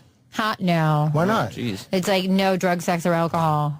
No sex on the cleanse? No sex, yeah. Why? No drug, sex, or alcohol. I meditate every day. I go to church every week, and I feed the homeless every Saturday. So it's like my Ramadan cleanse. How long is it? It's 30 days. It's 30 days. What day are you on now? Like 25. Well, you're really easing your way out of it with the strap on, aren't you?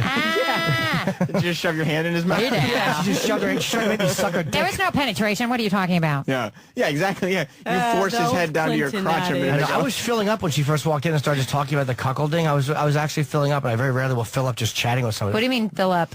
My penis was doing this. Oh, throbbing. I know when you started giving me the hand job, my twate was throbbing. Like a little bit of blood rushed down to the penis. Yeah, it jumped. It was like that's to me. That's the twate might be a little bit different than the cock. Because you like the idea of her talking about her other experiences while she was with you that were more. Yeah. Does your vagina get bigger when you're turned on?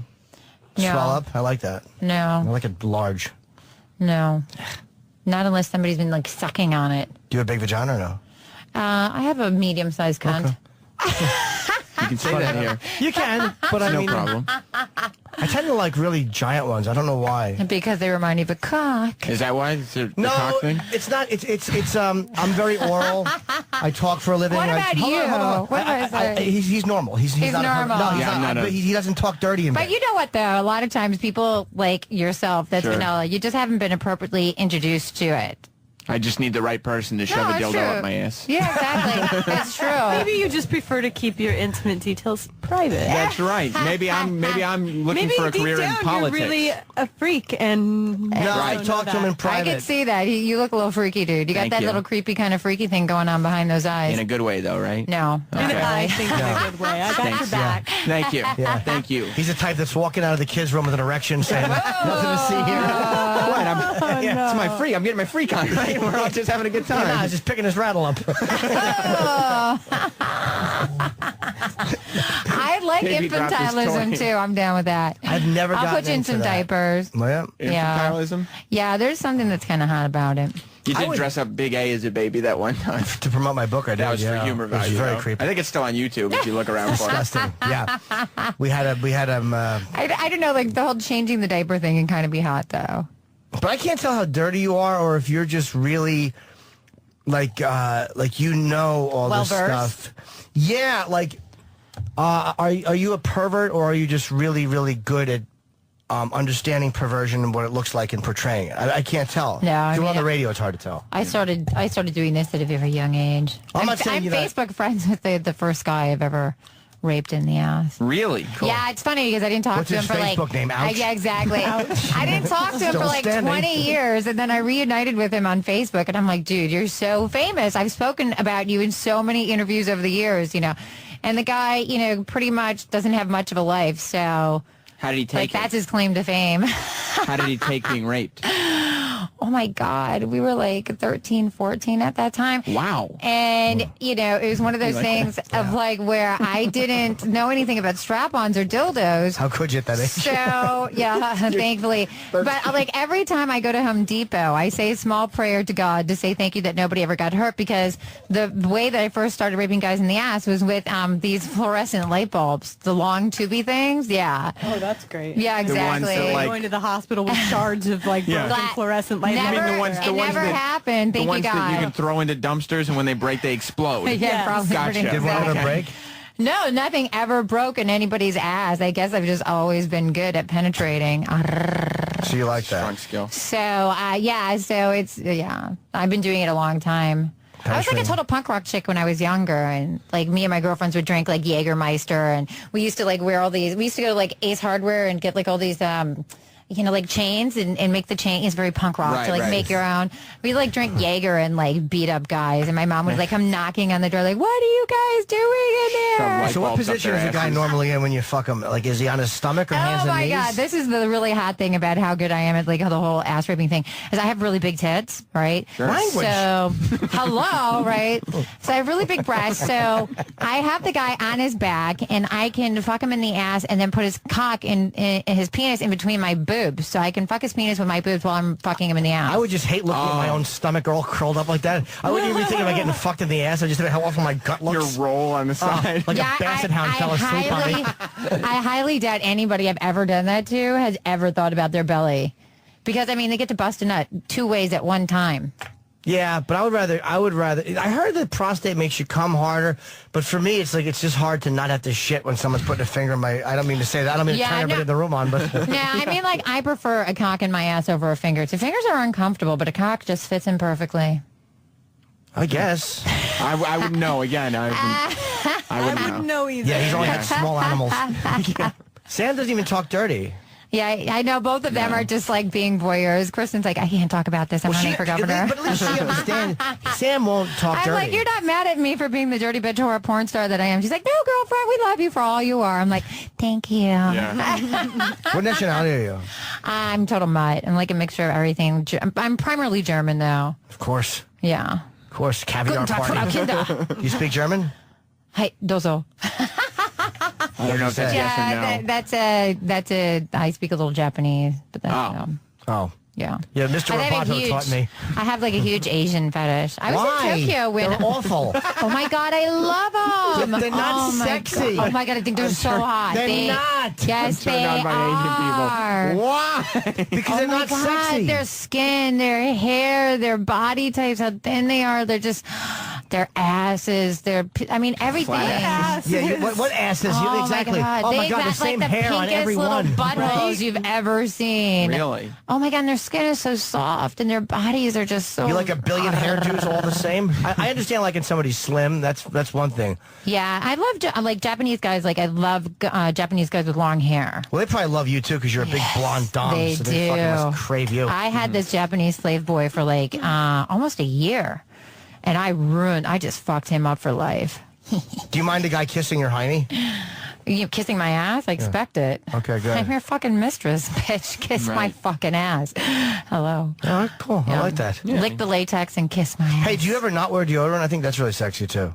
And what, like, have you licked my armpits? Yeah. Like a dirty bitch? It depends. It's a chemistry thing, though. Sometimes women smell horrible without deodorant. Great. Women getting the wrong message from this show. Just know, not wearing deodorant and stinking up the joint. Yeah, exactly. A bunch of rotten It's like pits. after you've been, like, doing drugs for, like, 3 days. Lick my armpit, slave bitch. Yeah. Nothing worse than period pits. I didn't realize period pits was a thing. I didn't either. I've never it's had like she's that. smuggling 2 sub sandwiches into the room.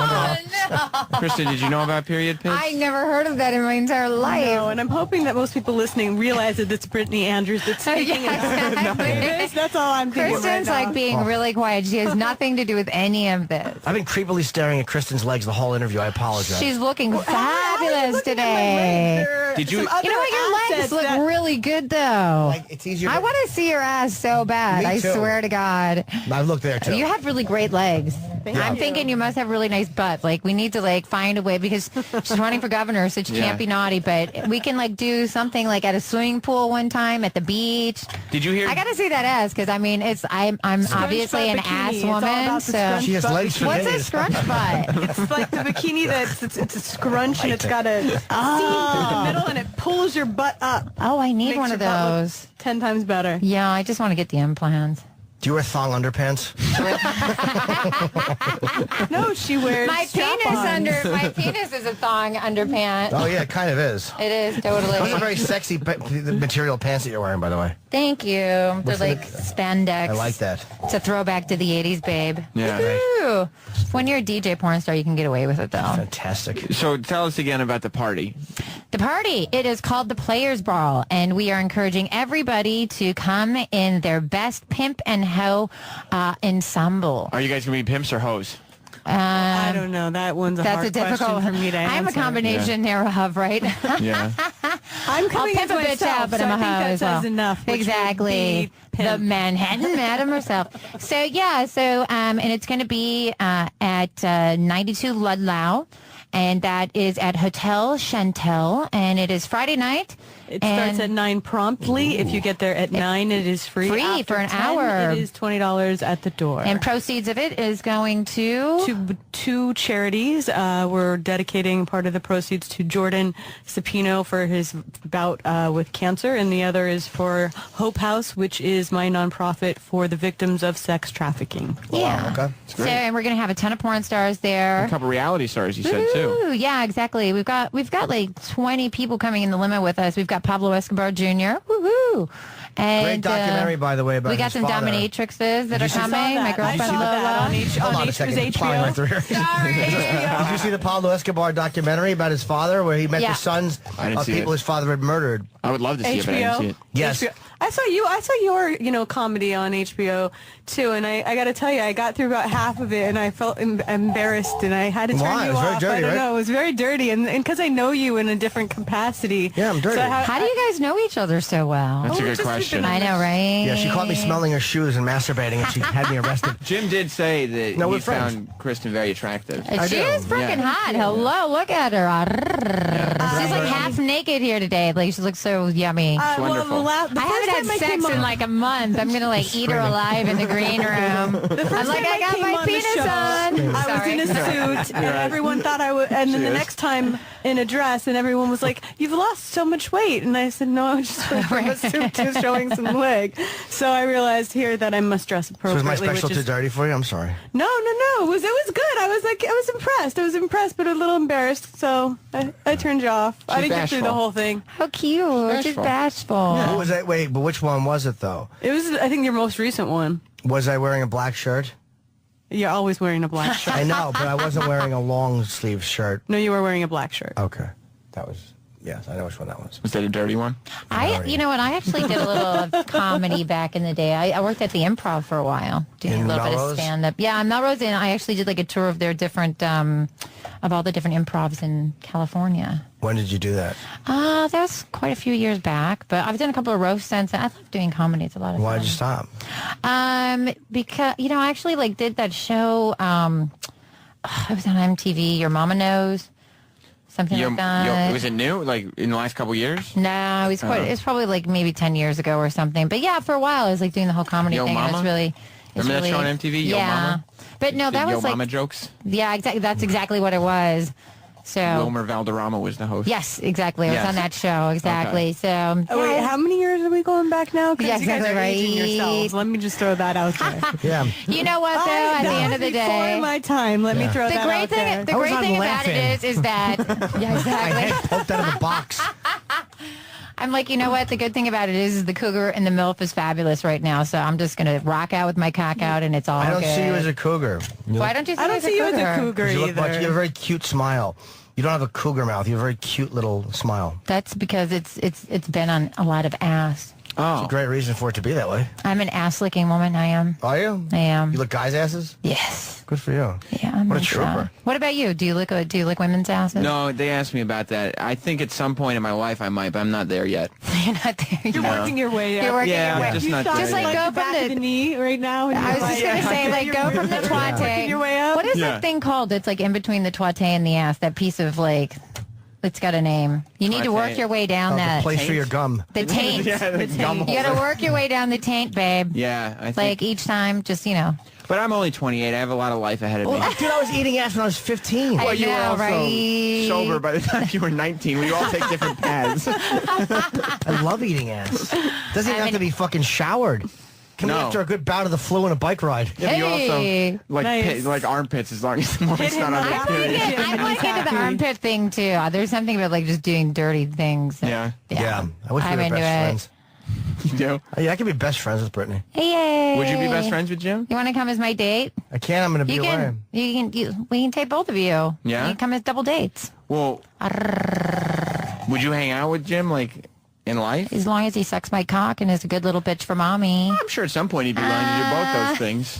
I'm going to say that could be a safe bet. That could be a safe bet. Who wouldn't? I would do that even if you didn't want me to. Yeah. Yeah, that doesn't happen, babe. Carolina man summed this up on feedback by simply writing, "I want to have sex with both of these women really badly." Yeah. And that's how I would do it, really badly. Really badly. Poorly done. Yeah. I always get the ass. I love DPing, but I always get the ass. You do. Have you ever DP'd a girl with another girl? No, I have not. Me and my friend Porno Dan used to do that all the time. He'd take the twat and I'd take the ass. This Porno Dan sounds like he's done a lot in his Guy life. sounds like a real Svengali. Yeah. He sounds like he's got game. Well, we used to co-produce stuff and travel all over the world together, and man, and he will fuck anything, like anything. That is anything. not a bragging point. Yeah.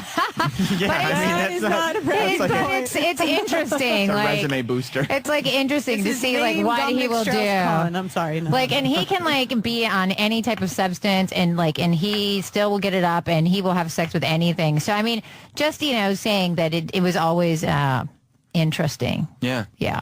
Traveling around the world with Porno Dan. I yeah. can't always get an erection. I have to. He can always get an erection, and it's like, really? I hear he did like an 8-ball, and the bitch is like ugly behind the bar, and he's like going for the gold. It's like, really? Wow. They say pomegranate juice is good for erectile dysfunction. Yeah, some guys I are tried just that, but then they like said you have to drink it. I'm like, some guys are just like really good woodsmen. That's what we call it in the business, good woodsmen. But nowadays they have Viagra. I mean, Drink a back lot in the of day when I best first woodsman ever. back in the day when I first started, they used to have to like shoot up their penises with needles. Camera jet. Yeah, because it was like the things that the people that are handicapped would use. What about But pomegranate? now it's Rams. Wait. well, no. they like did like a lot of broccoli, like Peter North for the big busted nut scenes, right? I thought there's vitamins.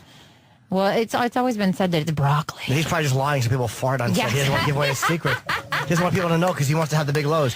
So what do you think? Wait, who's the best performer ever? Who do you think is the guy that could? I'm going to guess Nacho, but who would you say? I'm not really amused by porn guys.